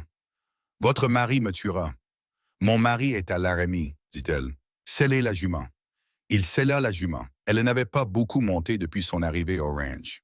Le travail l'avait maintenue à pied, et elle n'avait pas voulu demander à Caleb de monter, n'avait pas voulu voir la lueur de calcul dans ses yeux qu'elle voyait chez tous les autres quand il la considérait, elle et un cheval, ensemble. Mais elle avait monté à cheval quand elle était jeune. Son grand-père Carter avait des chevaux, et il était la seule personne de sa famille qui ne l'avait jamais regardée avec autre chose qu'une affection simple. Et il l'avait mise sur un cheval à l'âge de 6 ans et avait dit « Le cheval ne se soucie pas de ton apparence. Il se soucie de savoir si tu es stable. » Elle était stable. Elle monta sur la jument grise avec moins de grâce qu'elle ne l'aurait souhaité, mais plus de vitesse que Pete ne s'y attendait. Elle ajusta son poids, prit les rênes et le regarda. Le sentier du canyon, dit-elle. Vous menez. Il mena. Ils chevauchèrent durement dans l'obscurité, Pete légèrement en avant avec une lanterne. Et le son du défilé grandit à mesure qu'ils avançaient. Pas plus fort exactement, mais plus profond, plus présent, de la manière dont un son cesse d'être un son et devient quelque chose que l'on sent dans les os de sa mâchoire. Le sol vibrait faiblement sous les sabots de la jument. Et la jument le sentait aussi, ses oreilles se raidissant et sa foulée se raccourcissant. Et Abigail garda ses mains stables sur les rênes et parla bas à l'animal comme son grand-père le lui avait appris. Calme. Je suis là. Calme. Ils atteignirent le sentier du canyon en 18 minutes. Pete s'arrêta sur la crête et tendit sa lanterne. Abigail arriva à ses côtés et regarda dans le défilé. Et son souffle la quitta. C'était comme regarder une rivière faite de ténèbres. 400 têtes de bétail sauvage en pleine course remplissaient le défilé d'un mur à l'autre. Une masse de corps, de cornes et de sons qui n'avaient ni bord ni fin qu'elle pouvait voir. Roulant vers le sud, vers le fond de la vallée, avec l'inévitabilité de quelque chose à qui on n'avait jamais demandé son avis sur sa destination. Dieu Tout-Puissant, dit Pete. Elle regarda la paroi du canyon du côté est du défilé. Une coupe étroite, à peine assez large pour un cheval, montait en diagonale sur la face puis tournait vers l'est derrière une crête secondaire. Elle l'avait vu sur la carte d'arpentage. C'était le sentier que Caleb avait mentionné dans une de ses lettres. Quand il décrivait comment les anciens conducteurs de bétail redirigeaient les bêtes égarées, un sentier en entonnoir qui s'ouvrait sur un large plateau à l'est de la crête principale. Si le troupeau pouvait être détourné avant que le défilé ne s'élargisse à l'approche de la vallée. Si quelque chose pouvait les effrayer vers l'est au lieu du sud. Le sentier du canyon était le seul point où la géométrie du terrain le rendait possible. Le sentier en entonnoir, dit-il. Où débouche-t-il? Le plateau est, dit Pete, des terres de pâturage vides, pas de fermes avant 7 kilomètres. Il la regardait avec cette expression à nouveau, celle qui signifiait qu'il savait ce qu'elle pensait et qu'il n'aimait pas ça. Madame Boone, j'ai besoin de bruit, dit-elle. Le plus grand bruit que nous puissions faire depuis le bord, et c'est assez pour faire tourner les meneurs avant qu'ils ne passent le rétrécissement. Qu'avons-nous? Nous avons mon fusil, dit-il. Daniel Connolly devrait être derrière nous d'ici 10 minutes. Il aura le sien. 2 fusils ne suffisent, dit-elle. Quoi d'autre? Pete réfléchit vite. Il y a un stock de dynamite à la propriété des Connolly, dit-il. Pour défricher les souches, Daniel saurait où. Elle fit demi-tour à la jument. Retournez et rejoignez Daniel, dit-elle. Dites-lui d'apporter tout ce qu'il a. J'ai besoin de 3 charges au minimum, espacées le long du bord et au-dessus du rétrécissement. Peut-il faire ça dans le noir? Il connaît cette terre, dit Pete. Peut-il le faire, dit-elle. Une pause. Oui, dit Pete. Probablement, oui. Alors allez-y. Elle déplaçait déjà la jument le long du sentier du bord vers l'approche est. Je tiendrai la position au rétrécissement. Je garderai la lanterne. Le troupeau a besoin de quelque chose à éviter. Une lumière et un son ensemble, sous le bon angle, devraient faire tourner les meneurs vers l'est si les charges explosent au bon moment. Si les meneurs ne tournent pas, commença Pete. Ils tourneront, dit-elle. Elle ne savait pas si c'était vrai. Elle le dit quand même, parce que l'alternative était 400 têtes de bétail frappant le fond de la vallée à pleine vitesse dans le noir. Et elle n'était pas prête à laisser cela se produire. Et la certitude, même empruntée, était quelque chose qu'elle avait appris à fabriquer quand elle en avait besoin. Pete retourna à bride abattue. Elle déplaça la jument vers le bord et au-dessus du rétrécissement. Elle tendit la lanterne et attendit. Et le son du défilé en dessous monta et la pressa de tous côtés. Et la jument dansa sous elle, et elle tint les rênes et dit « Calme », et elle le pensait autant pour elle-même que pour le cheval. Elle regarda dans le défilé sombre. Et elle pensa à Caleb, pas romantiquement, pas avec la sentimentalité douce qu'on lui avait dit pendant 26 ans, qu'elle était trop grande et trop simple pour mériter. Juste clairement et spécifiquement. Elle pensa à un homme qui avait ramassé sa malle dans la poussière de la rue principale de Red Willow Valley et avait dit « Rentrons à la maison », et qui avait laissé du café chaud dans le noir, et qui avait dit « Je savais que vous valiez la peine de demander. Avec la simplicité directe de quelqu'un qui énonce un fait plutôt que de faire un compliment. Elle était venue ici avec rien d'autre que 43 $, une lettre d'accord et la détermination de ne pas être brisée par ce qu'elle trouverait. Elle n'était pas brisée. Elle leva la lanterne plus haut et la tint fermement. Daniel Connolly arriva 9 minutes plus tard au galop, avec Pete derrière lui et son frère James à ses côtés, avec un sac en toile qui cliquetait et bougeait d'une manière qui rendait les chevaux nerveux. 3 charges, dit Daniel en s'arrêtant à côté d'elle. Je peux les placer en 10 minutes le long du bord est, à 20 mètres d'intervalle. Mais Madame Boone, il regarda dans le défilé. Il se tut un moment. C'est beaucoup de bétail. Je sais, dit-elle. Combien de temps avant qu'il n'atteigne le rétrécissement? James Connolly avait les yeux rivés sur le défilé en dessous. 8 minutes, dit-il. Peut-être 7. Placez les charges, dit-elle. Maintenant. Daniel descendit et prit le sac en toile de son frère. Il se déplaça le long du bord en courant. James resta à cheval à côté d'Abigail et la regarda de côté. « Vous avez déjà dirigé une débandade? » dit-il. « Non, dit-elle. »« Moi non plus, dit-il. » Il semblait presque joyeux à ce sujet. 4 autres cavaliers arrivèrent derrière eux dans le noir. 2 hommes qu'elle reconnut de la ville, des visages qu'elle ne connaissait pas encore assez bien pour nommer. Et le vieux Walt Prescott sur un cheval qui n'aurait pas dû transporter un homme de 71 ans à cette vitesse, mais qui le faisait quand même. « J'ai entendu le bruit, » dit Walt en s'arrêtant. « De quoi avez-vous besoin? »« Alignez-vous sur le bord est, » dit-elle immédiatement. « Chaque cavalier, des lanternes, si vous en avez. Quand les charges exploseront, nous ferons le plus de bruit possible depuis l'est. Des cris, des coups de deux, des coups de feu, n'importe quoi. Nous devons convaincre 400 bêtes que l'est est la mauvaise direction et que le sud est pire.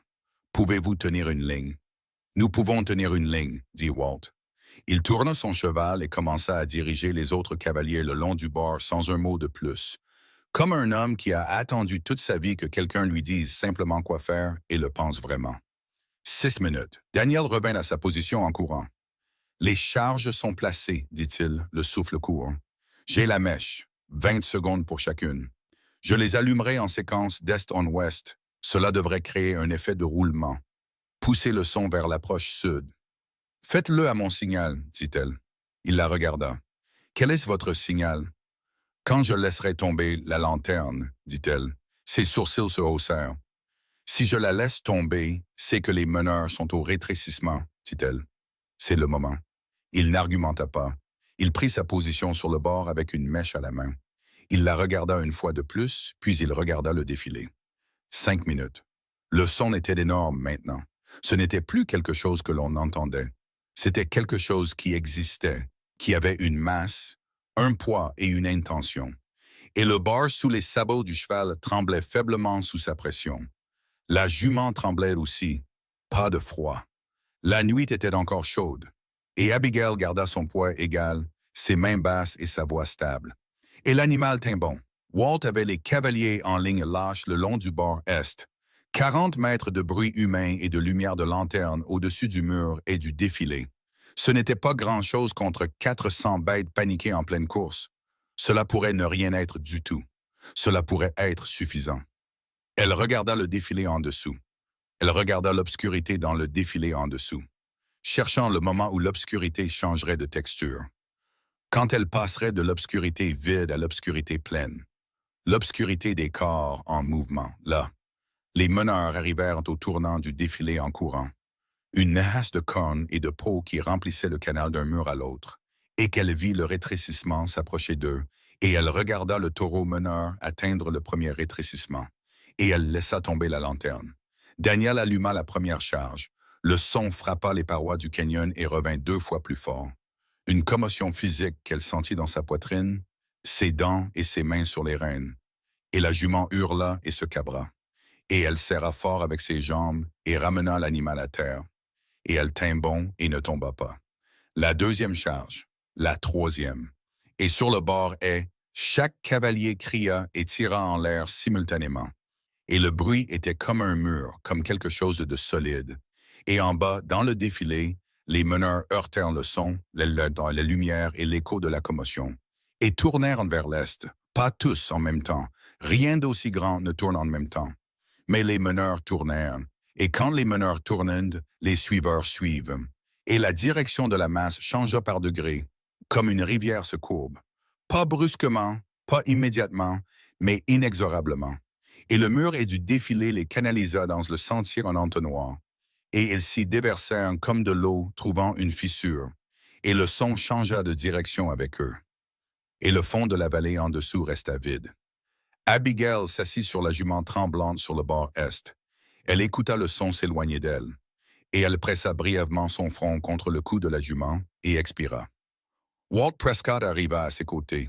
Il ne dit rien pendant un long moment. « Eh bien, dit-il finalement. « Eh bien, convint-elle. Sa voix sortit plus stable qu'elle ne se sentait. Ses jambes tremblaient là où elle pressait contre les flancs de la jument. Elle était très contente que personne ne puisse le voir dans le noir. Daniel Connolly arriva le long du bord à pied. Il s'arrêta quand il l'atteignit et la regarda avec une expression qu'elle ne pouvait pas entièrement lire dans le noir, mais qui avait quelque chose de brut. « Mon père a construit cette vallée, dit-il. Il y a 30 ans, mon frère et moi sommes nés ici. » Il s'arrêta. « Merci, Madame Boone. » Elle ne savait pas quoi dire à cela. Elle hocha la tête. Pete apparut à son épaule gauche. « Vous allez bien, dit-il, et sa voix avait quelque chose qu'elle reconnut comme le ton prudent d'un homme qui a eu peur et essaie de ne pas le montrer. « Je vais bien, dit-elle. Est-ce que tout le monde sur le bord est là? » Il vérifia. Il l'était. « Alors descendons de cette crête avant que les chevaux ne perdent le peu de courage qui leur reste, dit-elle. Elle était de retour au ranch à minuit.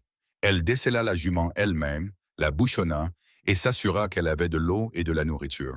Et elle parla doucement à l'animal tout le temps dans la grange sombre, comme son grand-père le lui avait appris. Pas de quelque chose en particulier, juste la présence stable d'une voix. Quand elle eut fini, elle se tint un moment le front contre le cou de la jument. Et le cheval se tint tranquillement et la laissa faire. Puis elle entra. Elle s'assit à table et ses mains ne voulaient pas s'arrêter de trembler. Et elle n'essaya pas de les arrêter cette fois. Elle les laissa simplement trembler. Elle se fit une tasse de café et s'assit avec. Et elle laissa le tremblement suivre son cours, parce qu'il n'y avait personne pour le voir et qu'elle l'avait mérité. Et parfois, un corps avait besoin de traiter ce qu'on venait de lui demander de faire avant de pouvoir redevenir stable. Elle était encore assise là quand elle entendit des sabots dans la cour à 2 heures du matin. Elle pensa à Pete, elle pensa à l'un des Connolly, elle pensa à des nouvelles du troupeau, du barrage, de n'importe quoi, sauf ce qu'elle espérait soudainement désespérément que ce soit. La porte s'ouvrit. Caleb Boone entra dans la cuisine, couvert de 2 jours de poussière de piste, avec des yeux creux et une mâchoire si serrée qu'elle semblait avoir été câblée ainsi. Et il s'arrêta quand il la vit assise à table, avec la tasse de café entre ses mains, encore légèrement tremblante. Et quelque chose sur son visage se brisa d'une manière qu'elle n'avait jamais vue chez lui auparavant. « Tu vas bien, dit-il. » Ce n'était pas une question. C'était le son d'un homme disant une chose qu'il avait eu peur ne soit pas vraie. « Je vais bien, dit-elle. Qu'est-ce que tu fais ici? » Laramie est à 2 jours. « J'ai chevauché d'une traite, dit-il. » Il traversa la cuisine, s'assit en face d'elle et regarda son visage avec une attention si complète et si sans défense qu'elle dut détourner le regard un moment. « Pete a envoyé un cavalier me rencontrer sur la piste. Il m'a parlé du barrage, de Tuck, de... » Il s'arrêta. « Du défilé. » Elle le regarda à nouveau. « Le juge a signé l'injonction cet après-midi, dit Caleb, avant que je ne parte. Un officier la signifiera à Tuck demain matin. La construction du barrage doit cesser immédiatement et la charpente existante doit être enlevée dans les 30 jours. » Sa mâchoire se serra. Il a également noté l'irrégularité de la commission foncière. C'était votre idée. Le greffier a dit que quelqu'un avait déjà déposé une communication d'information. Je lui ai écrit une lettre, dit-elle. Caleb la regarda. J'ai écrit 3 lettres, dit-elle. Je ne savais pas laquelle compterait le plus. Il resta silencieux un moment. Le troupeau, dit-il. Le récit de Pete était... Il s'arrêta de nouveau. Elle commençait à comprendre que lorsque Caleb Boone s'arrêtait au milieu d'une phrase, c'est qu'il était arrivé à quelque chose qui comptait plus qu'il ne savait le dire. Il a dit que vous aviez laissé tomber la lanterne comme signal, que vous aviez tenu la position sur le bord seul pendant que Daniel plaçait les charges. Quelqu'un devait la tenir, dit-elle. Abigail, son nom à nouveau, la deuxième fois qu'il l'utilisait. Vous auriez pu être tué. Tout comme tout le monde dans cette vallée, dit-elle, y compris vous quand vous rentrez à la maison. Les mots atterrirent entre eux. Elle les sentit atterrir, et elle ne les retira pas. Il la regarda longtemps. Dehors, la nuit d'été était chaude et proche. Le ruisseau coulait dans le noir. Et quelque part au nord de la crête, 400 bêtes paissaient sur le plateau vide et n'avaient aucune idée de ce qu'elles avaient failli faire. Quand j'ai écrit cette annonce, dit lentement Caleb, je me suis dit que j'avais besoin d'aide pour le ranch. Une aide pratique. Quelqu'un qui pouvait travailler. Il tourna la tasse de café dans ses mains. Je me suis dit que ce n'était pas à propos d'autre chose. Parce que ça faisait 3 ans que ma femme et mon fils étaient morts. Et j'avais décidé que je ne voulais plus rien d'une autre personne que je ne pouvais pas me permettre de perdre à nouveau. Il s'arrêta, posa la tasse. C'était un mensonge que je me racontais. Elle ne dit rien. Elle attendit. Je ne suis pas doué pour ça, dit-il. Dire les choses, je suis meilleur pour... Je sais, dit-elle, je sais que vous l'êtes. Mais j'ai besoin de le dire, dit-il, parce que vous êtes sortis sur ce bord ce soir, pour cette vallée, pour ces gens, pour... Sa voix baissa. Pour ce ranch, pour cette maison, et j'ai besoin que vous sachiez que je le vois. Je vois ce que vous avez fait chaque jour depuis que vous êtes descendu de cette diligence. Il leva les yeux de la tasse et ses yeux étaient stables, directs et entièrement sans armure. Je vous vois, Abigail. Elle avait attendu 26 ans pour entendre ces 3 mots d'une autre personne. Pas « tu es assez jolie » si seulement. Pas « quel gâchis ». Pas « je vois une femme corpulente qui prend trop de place et pas assez de cette place n'est utile ». Je vous vois. Elle serra les lèvres. Elle n'allait pas pleurer. Elle avait fait cette promesse quelque part près de la frontière du Missouri, et elle avait l'intention de la tenir. Mais c'était un combat plus difficile qu'alors, considérablement plus difficile, et elle avait besoin d'un moment avant de pouvoir faire confiance à sa voix. « Je vous vois aussi, dit-elle finalement. Caleb. » Il tendit la main à travers la table, pas de manière dramatique, pas avec l'un des grands gestes qu'elle avait lus dans les romans de la bibliothèque de son père, quand elle était jeune et croyait encore aux grands gestes. Il tendit simplement la main à travers la table, la posa sur la sienne et la laissa là. Sa main était rugueuse et cailleuse. Et il y avait une cicatrice sur le dos qu'elle avait remarquée le premier jour. Et elle retourna lentement sa main et tint la sienne en retour. Ils restèrent assis comme ça dans la cuisine, à la lumière de la lampe, avec du café froid entre eux et la nuit d'été dehors. Et le poids de tout ce qui s'était passé et de tout ce qui ne s'était pas encore passé. Et de tout ce qui devenait dans l'espace entre 2 personnes qui étaient parties de rien et étaient arrivées à quelque chose de réel. Après un moment, Caleb dit, « L'officier d'injonction la signifiera à Tuck à l'aube. »« Je sais, dit-elle. Tuck ne le prendra pas bien. »« Je le sais aussi, dit-elle. Je lui ai dit d'en face que nous avions les documents pour l'arrêter. Il est venu ici il y a 2 nuits, pendant votre absence. » Caleb devint très immobile. « Il est venu ici. » « Il a fait une offre, dit-elle, pour acheter le ranch, la présenter comme s'il nous faisait une faveur. Elle fit une pause.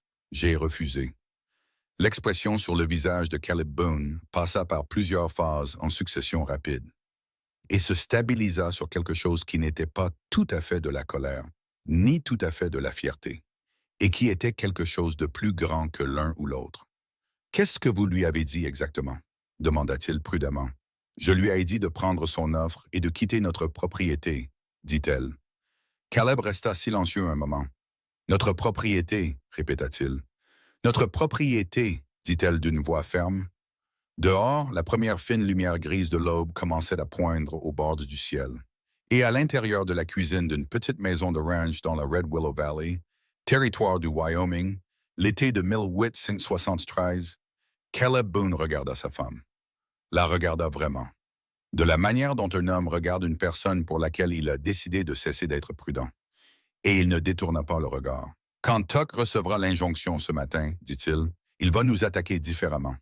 Pas avec des avocats, il n'aime pas perdre et il n'aime pas être ridiculisé devant la vallée. » Sa main se resserra légèrement sur la sienne. Il essaiera de trouver un autre angle. « Je sais, dit-elle, vous n'avez pas peur de lui. Je suis terrifié par lui, dit-elle honnêtement. Mais être terrifié et être arrêté sont 2 choses différentes. J'ai appris ça sur le bord la nuit dernière. Caleb la regarda un long moment. Quelque chose se stabilisa sur son visage. Pas de la relaxation exactement, plutôt de la résolution. Comme un homme qui a porté quelque chose seul pendant très longtemps et qui a finalement prudemment posé une partie de ce fardeau. Vous auriez pu me le dire, dit-il doucement, quand vous êtes arrivé. La situation financière de votre père, ce que l'arrangement lui a coûté. Vous auriez pu me dire que vous saviez. Elle le regarda. Est-ce que ça aurait changé quelque chose? Il y réfléchit honnêtement, comme il réfléchissait à tout. Non, dit-il. Non.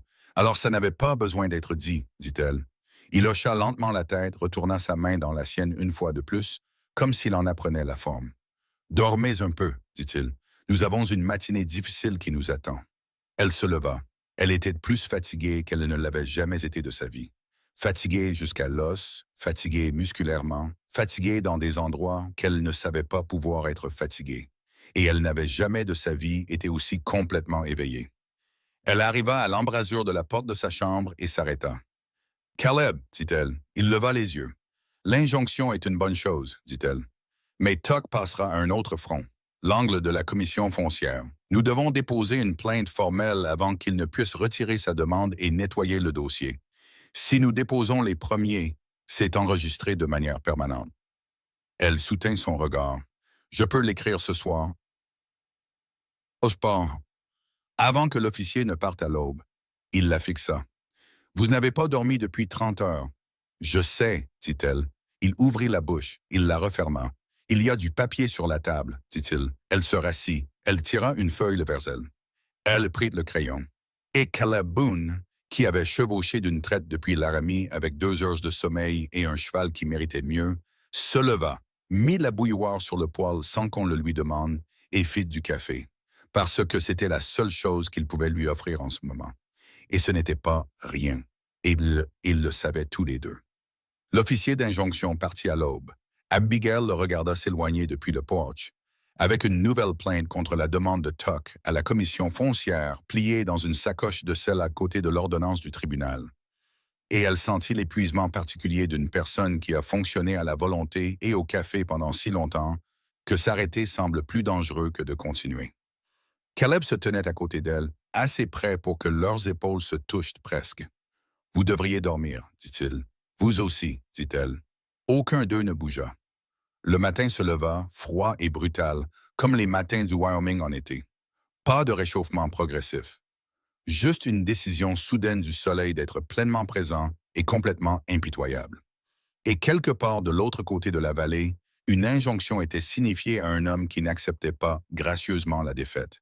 Et Abigail était consciente, avec chacun de ses nerfs épuisés, que ce qui se passerait ensuite déterminerait si les 5 derniers jours avaient compté pour quelque chose. « Il va se battre, dit-elle. »« Il essaiera, dit Caleb. Drummond déposera une contre-requête. Ils argumenteront que la documentation de la servitude a une lacune de procédure. L'enregistrement de 1869 avait un greffier de comté différent. La signature pourrait être contestable. C'est mince, mais c'est suffisant pour créer un retard si le juge le permet. » Caleb la regarda de côté. « Vous y avez pensé toute la nuit? »« J'y pense depuis le moment où Pete m'a dit qu'il construisait, » dit-elle. « Si Drummond dépose la contre-requête aujourd'hui, elle retourne à un juge de comté, pas au tribunal de circuit. Et le juge de comté dans ce territoire peut être persuadé, » termina Caleb. « Oui, dit-elle. Ils restèrent avec ce fait entre eux dans la chaleur du matin. »« Alors, nous devons prendre les devants, » dit Caleb. « Avant que Drummond ne dépose, nous déposons une pétition directe au tribunal de circuit, demandant que toutes les requêtes futures dans cette affaire restent sous la juridiction fédérale. » Elle le regarda. « Vous connaissez cette procédure? » Quelque chose traversa son visage qui aurait pu être le début d'un sourire. « Je me bats contre Harlan Tuck depuis 3 ans, dit-il. J'ai appris certaines choses. »« Je peux écrire la pétition, dit-elle. Vous en avez écrit une la nuit dernière, dit-il. Et la nuit d'avant, et les lettres. » Il se tourna pour lui faire face. « Abigail, allez vous coucher. J'irai au bureau du télégraphe Imville et je télégraphierai directement au greffier du tribunal de circuit. Ce sera plus rapide qu'un dépôt écrit. » Elle voulait argumenter. Elle regarda son visage et vit qu'il avait cette détermination dans la mâchoire. Pas de l'entêtement exactement. Plutôt une détermination qui avait déjà décidé et attendait juste qu'elle rattrape son retard. Et elle était trop fatiguée pour le déjouer. D'accord, dit-elle. Elle se coucha à 7 heures du matin et dormit sans rêver jusqu'à midi. Elle se réveilla au son de voix.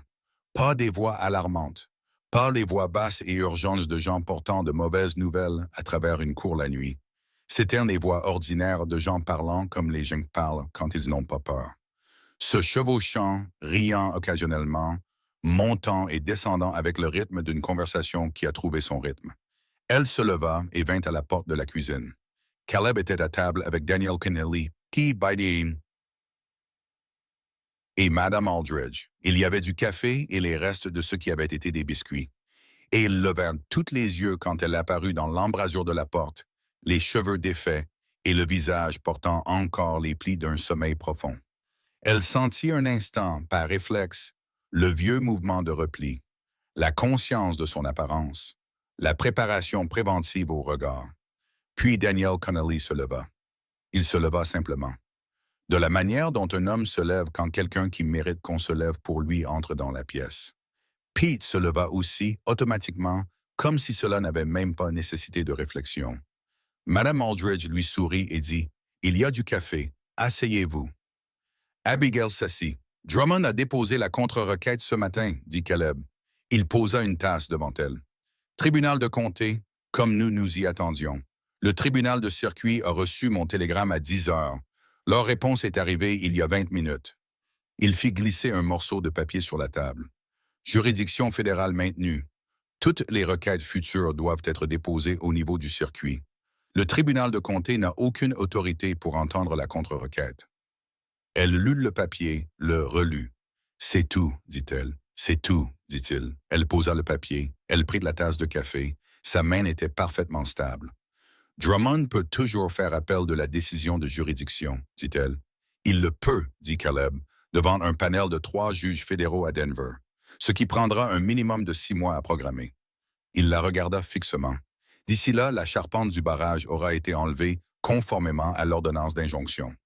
Le ruisseau sera entièrement restauré et la demande de commission foncière de Tuck aura une plainte formelle attachée qui ne peut être retirée. La table fut silencieuse un moment. Puis Pete dit « Alors c'est fini. Le combat légal est terminé, » dit Abigail prudemment. « Tuck trouvera d'autres moyens d'être difficile. Les hommes comme lui le font toujours. Mais la menace immédiate. » Elle s'arrêta. Elle regarda Caleb. « L'eau est en sécurité. »« L'eau est en sécurité, » dit-il. Elle expira. L'expiration fut plus longue qu'elle ne s'y attendait, comme si elle l'avait retenue depuis le moment où Pete était entré dans la cour avec la nouvelle de la construction du barrage, ce qui faisait 3 jours et d'une vie. Daniel Connelly se rassit. Il la regarda de l'autre côté de la table avec une expression qui avait beaucoup de poids. « Mon frère et moi voulons venir samedi, dit-il, au ranch. » Elle le regarda. « Pourquoi faire? »« Votre Porsche, dit-il. Le côté est. Les planches sont molles depuis le printemps. Nous l'avons remarqué quand nous étions ici l'autre soir. Il faut le remplacer avant que la tension ne s'aggrave. » Il était pragmatique, à la manière des gens qui expriment leur sollicitude par des actions pratiques. Et elle reconnut le langage parce qu'elle l'avait appris de l'homme assis à côté d'elle. « James a le bois. Nous l'apporterons samedi. » Elle ouvrit la bouche. « Madame Harrison amène son mari dimanche, » dit Madame Aldridge par-dessus elle, d'un ton vif. Le ton de quelqu'un qui a organisé cela et n'a pas besoin que ce soit débattu. C'est un bon charpentier, et Walt Prescott a dit de vous dire qu'il a du fil de clôture supplémentaire de sa propriété et que vous pouvez utiliser sur le pâturage sud. C'est... Abigail s'arrêta. Elle regarda autour de la table. C'est très gentil, réussit-elle à dire. C'est pratique, dit Madame Aldridge. Cette partie de la vallée s'occupe d'elle-même. Elle l'a toujours fait. Elle fit une pause. Ses yeux, sous le pragmatisme vif, faisaient quelque chose de différent. Il nous a juste fallu un certain temps pour savoir que vous en faisiez partie. Le serrement dans la gorge d'Abigail revint. Elle commençait à en avoir vraiment assez de le combattre. « Merci, dit-elle. » Sa voix était calme et elle mit tout ce qu'elle avait pour la garder égale. « À vous tous. » Samedi arriva avec plus de gens que de bois.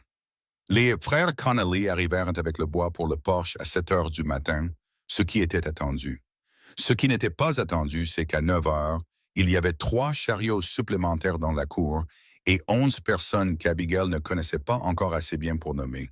Et une qu'elle connaissait, Madame Harrison, sans le bébé cette fois, en tablier de travail, portant un plat couvert qui s'avéra être une tourte de pommes de terre froide, parce que la journée était déjà trop chaude pour tout ce qui nécessitait un feu.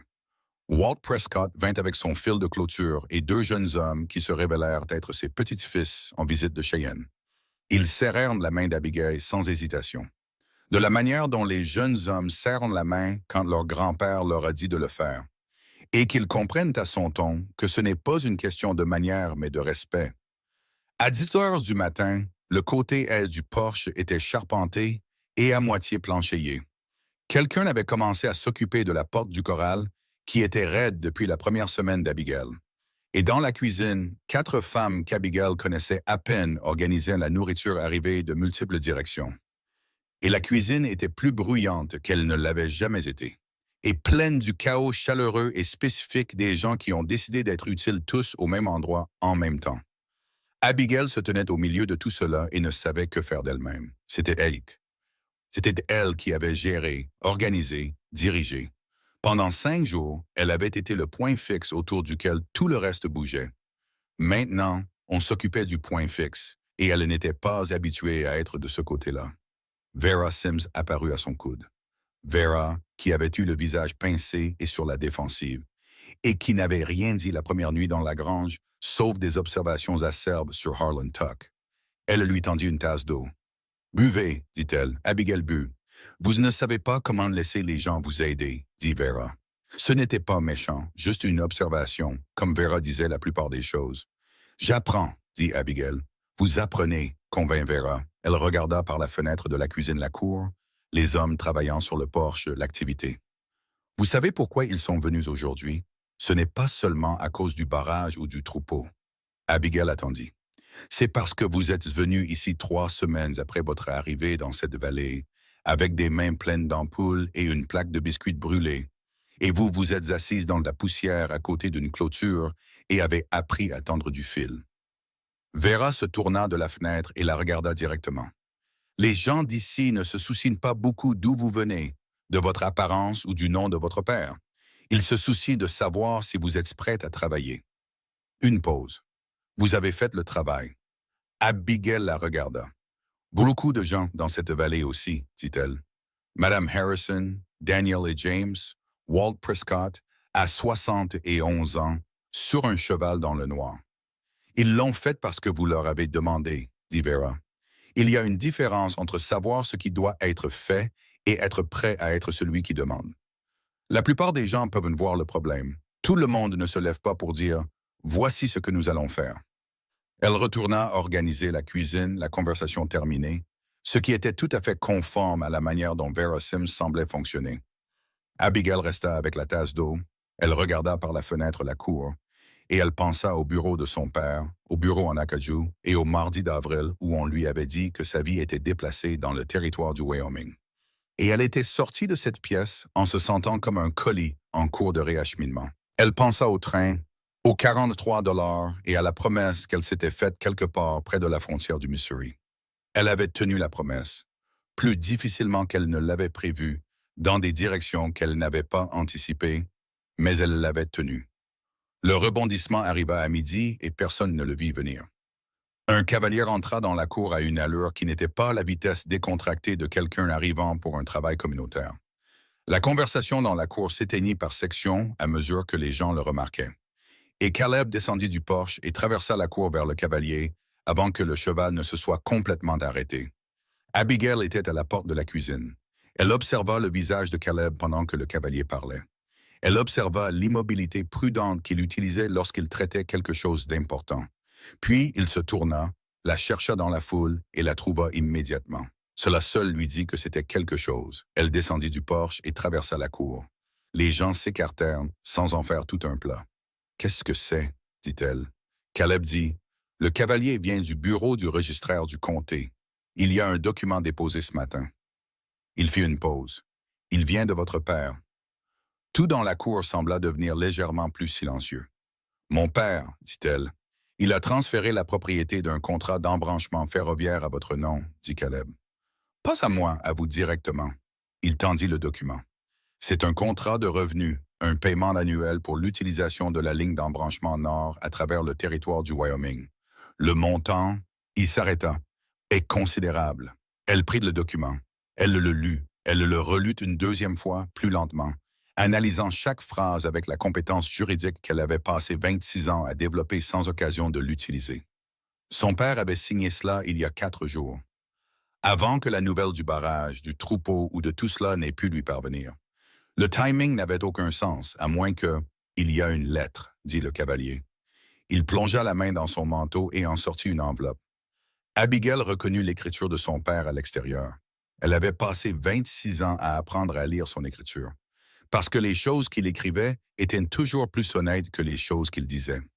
Elle l'ouvrit. Ce n'était pas une longue lettre. Son père n'était pas un homme qui utilisait plus de mots que nécessaire. Et en cela au moins, elle reconnut qu'elle était sa fille. Elle disait, « J'ai eu des nouvelles de Boone par correspondance. Il n'a rien demandé. Il a écrit pour me dire que vous étiez arrivée saine et sauve et que vous étiez, selon ses mots, une femme remarquable. Je le sais depuis un certain temps et j'ai fait très peu à ce sujet. Le contrat est à vous. Faites-en ce que vous jugerez bon. Je suis désolé qu'il m'ait fallu si longtemps pour voir ce qui était devant moi. R. Carter. » Elle plia la lettre. Elle se tenait dans la cour avec le contrat dans une main et la lettre dans l'autre. Le soleil d'été tapait, et 11 personnes faisaient semblant de ne pas la regarder avec l'échec transparent de gens qui la regardaient absolument. Et elle regarda Caleb. « Vous lui avez écrit, dit-elle. »« Je l'ai fait, dit-il. »« Quand ?»« 2 semaines après votre arrivée, dit-il. » Il la regardait fixement, attendant qu'elle décide ce qu'elle en pensait. « Je lui ai dit que vous étiez en sécurité et que vous étiez... » Il s'arrêta. Quelque chose passa sur son visage. Je lui ai dit ce que je voyais. Elle pensa à tout ce que son père n'avait pas dit pendant 26 ans. Elle pensa à la lettre dans sa main. 6 phrases. Plus d'honnêteté qu'elle n'en avait reçu de lui en 2 décennies. Elle pensa à combien elle avait eu besoin de l'entendre, et à combien elle avait déjà, au cours des dernières semaines, cessé d'en avoir besoin de la même manière qu'auparavant. « Il l'a envoyé à mon nom, dit-elle, pas au vôtre. »« Il devrait être à vous, dit Caleb. Il a toujours été à vous. Il avait juste besoin que quelqu'un le lui rappelle. » Elle regarda le contrat. « Cela change les choses, dit-elle. Pour le ranch. Cela change ce que nous pouvons faire avec la clôture du pâturage sud, dit-il. Et le stockage de l'eau et peut-être un 2e employé pour l'hiver. » Elle leva les yeux vers lui. « Et la maison, dit-elle. » Il la regarda. « Quoi, la maison? »« Elle est trop petite, dit-elle. 2 pièces pour 2 personnes qui vont être ici longtemps, c'est trop petit. » Le coin de sa bouche bougea. Pas tout à fait un sourire. Mieux qu'un sourire. « Je suppose que oui, dit-il. » Derrière eux, Daniel Connolly dit sans aucune tentative de subtilité. « Nous avons du bois en plus. » Quelqu'un rit. Puis plusieurs personnes rirent et la cour revint à elle-même. Et Abigail regarda tout cela. Les gens, le bruit, le porche à moitié planchéié, le chariot avec le fil de clôture, et les 4 femmes dans sa cuisine préparant assez de nourriture pour 2 fois plus de monde. Et quelque chose qu'elle avait porté si longtemps qu'elle avait cessé d'en sentir le poids, commença enfin à se poser. En fin d'après-midi, le poche était terminé. Daniel testa chaque planche 2 fois. Son frère James ajouta une rampe du côté est qui n'était pas là avant. L'ajouta sans demander. Juste mesura, coupa et l'ajusta parce qu'il avait décidé qu'elle devait être là. Et quand Abigail le remercia, il dit « Une bonne rampe sur un porche signifie que quelqu'un a l'intention de rester. » Et il retourna ranger ses outils. Les petits-fils de Walt Prescott finirent de la porte du corral. Walt lui-même avait trouvé une poutre lâche sur le mur est de la grange que personne n'avait mentionnée. Et il l'avait réparée avec l'efficacité méthodique d'un homme qui entretient des choses pendant les hivers du Wyoming depuis 50 ans et n'a pas besoin d'instructions. La nourriture sortit de la cuisine et s'étala sur 2 tables qui avaient été déplacées à l'ombre. Les gens s'assirent là où il y avait de la place, mangèrent et parlèrent. Et les enfants, arrivés à l'arrière de divers chariots, couraient dans la cour avec la détermination totale que les enfants apportent à l'affaire de courir sans raison. Et c'était bruyant d'une manière que le ranch n'avait jamais connue depuis l'arrivée d'Abigail. Elle s'assit sur les nouvelles planches du porche avec une assiette qu'elle avait à peine touchée, et elle regarda tout cela. Madame Harrison vint s'asseoir à côté d'elle. Elle avait de nouveau le bébé. Quelqu'un l'avait sorti du chariot, et le bébé était dans le demi-sommeil décontracté d'un enfant qui a mangé et est prêt à être tenu. « Puis-je vous demander quelque chose? » dit Madame Harrison. « Oui, dit Abigail. Quand vous êtes descendu de cette diligence, dit-elle lentement, et ils ont ri, les hommes devant le saloon. Qu'avez-vous pensé à ce moment-là? » Abigail réfléchit à la question. « J'ai pensé à disparaître, dit-elle honnêtement. J'y avais pensé pendant la majeure partie du voyage. Comment je pourrais simplement ne pas être vue, ne pas exister de la manière qui se remarque et se commande? » Elle fit une pause. Et puis Caleb s'est avancé et a ramassé ma malle, et j'ai pensé quelque chose de différent. Quoi? J'ai pensé, je ne connais pas cet homme, dit Abigail. Je ne sais pas ce qu'il est, ce qu'il veut, ni si tout cela sera supportable. Mais il vient de faire quelque chose que personne n'a jamais fait pour moi. Et je vais marcher jusqu'à ce chariot, même si c'est la dernière chose que je fais. Parce que je ne vais pas laisser les hommes devant ce saloon être la dernière chose qui s'est passée avant que j'abandonne. Madame Harrison resta silencieuse un moment. « J'ai grandi dans une ville où tout le monde connaissait tout le monde, dit-elle, et je pensais que cela signifiait qu'il me voyait. Mais connaître quelqu'un et voir quelqu'un sont deux choses différentes. » Elle regarda Abigail. « Vous avez fait en sorte que ces deux vallées se voient mutuellement. Ce n'est pas une petite chose. » Abigail regarda la cour.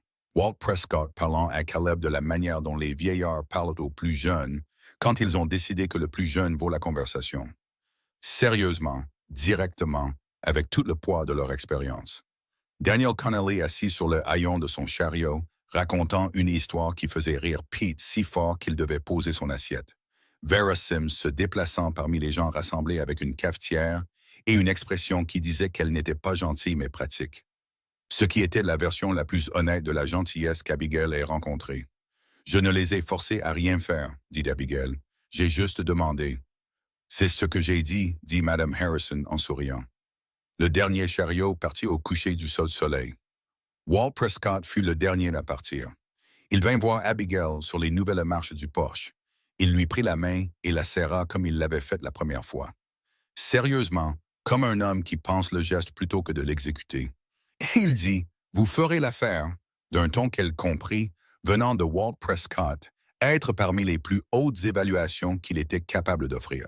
« Merci, Monsieur Prescott, dit-elle. »« Walt, dit-il. »« Walt, dit-elle. » Y partit. Elle se tint sur les nouvelles planches du porche et écouta le dernier chariot disparaître sur la route. La cour devint silencieuse autour d'elle, et le soir arriva, chaud et lent. Le ruisseau coulait quelque part dans le pâturage inférieur. Les chevaux bougeaient dans le corral, et le monde entier sentait le bois coupé, la tourte aux pommes de terre de quelqu'un, et la chaleur particulière de l'herbe sèche d'un soir d'été du Wyoming. Caleb vint se tenir à côté d'elle, pas assez près pour l'envahir, assez près pour qu'elle sente qu'il était là. Ils restèrent comme ça un moment. « La lettre, dit-il finalement, de votre père. Est-ce que ça va? » Elle y réfléchit, lui accorda la considération honnête qu'elle méritait. « Je ne sais pas encore, dit-elle. Je pense que ça ira. Je pense que c'est suffisant. » Ce qu'il a dit.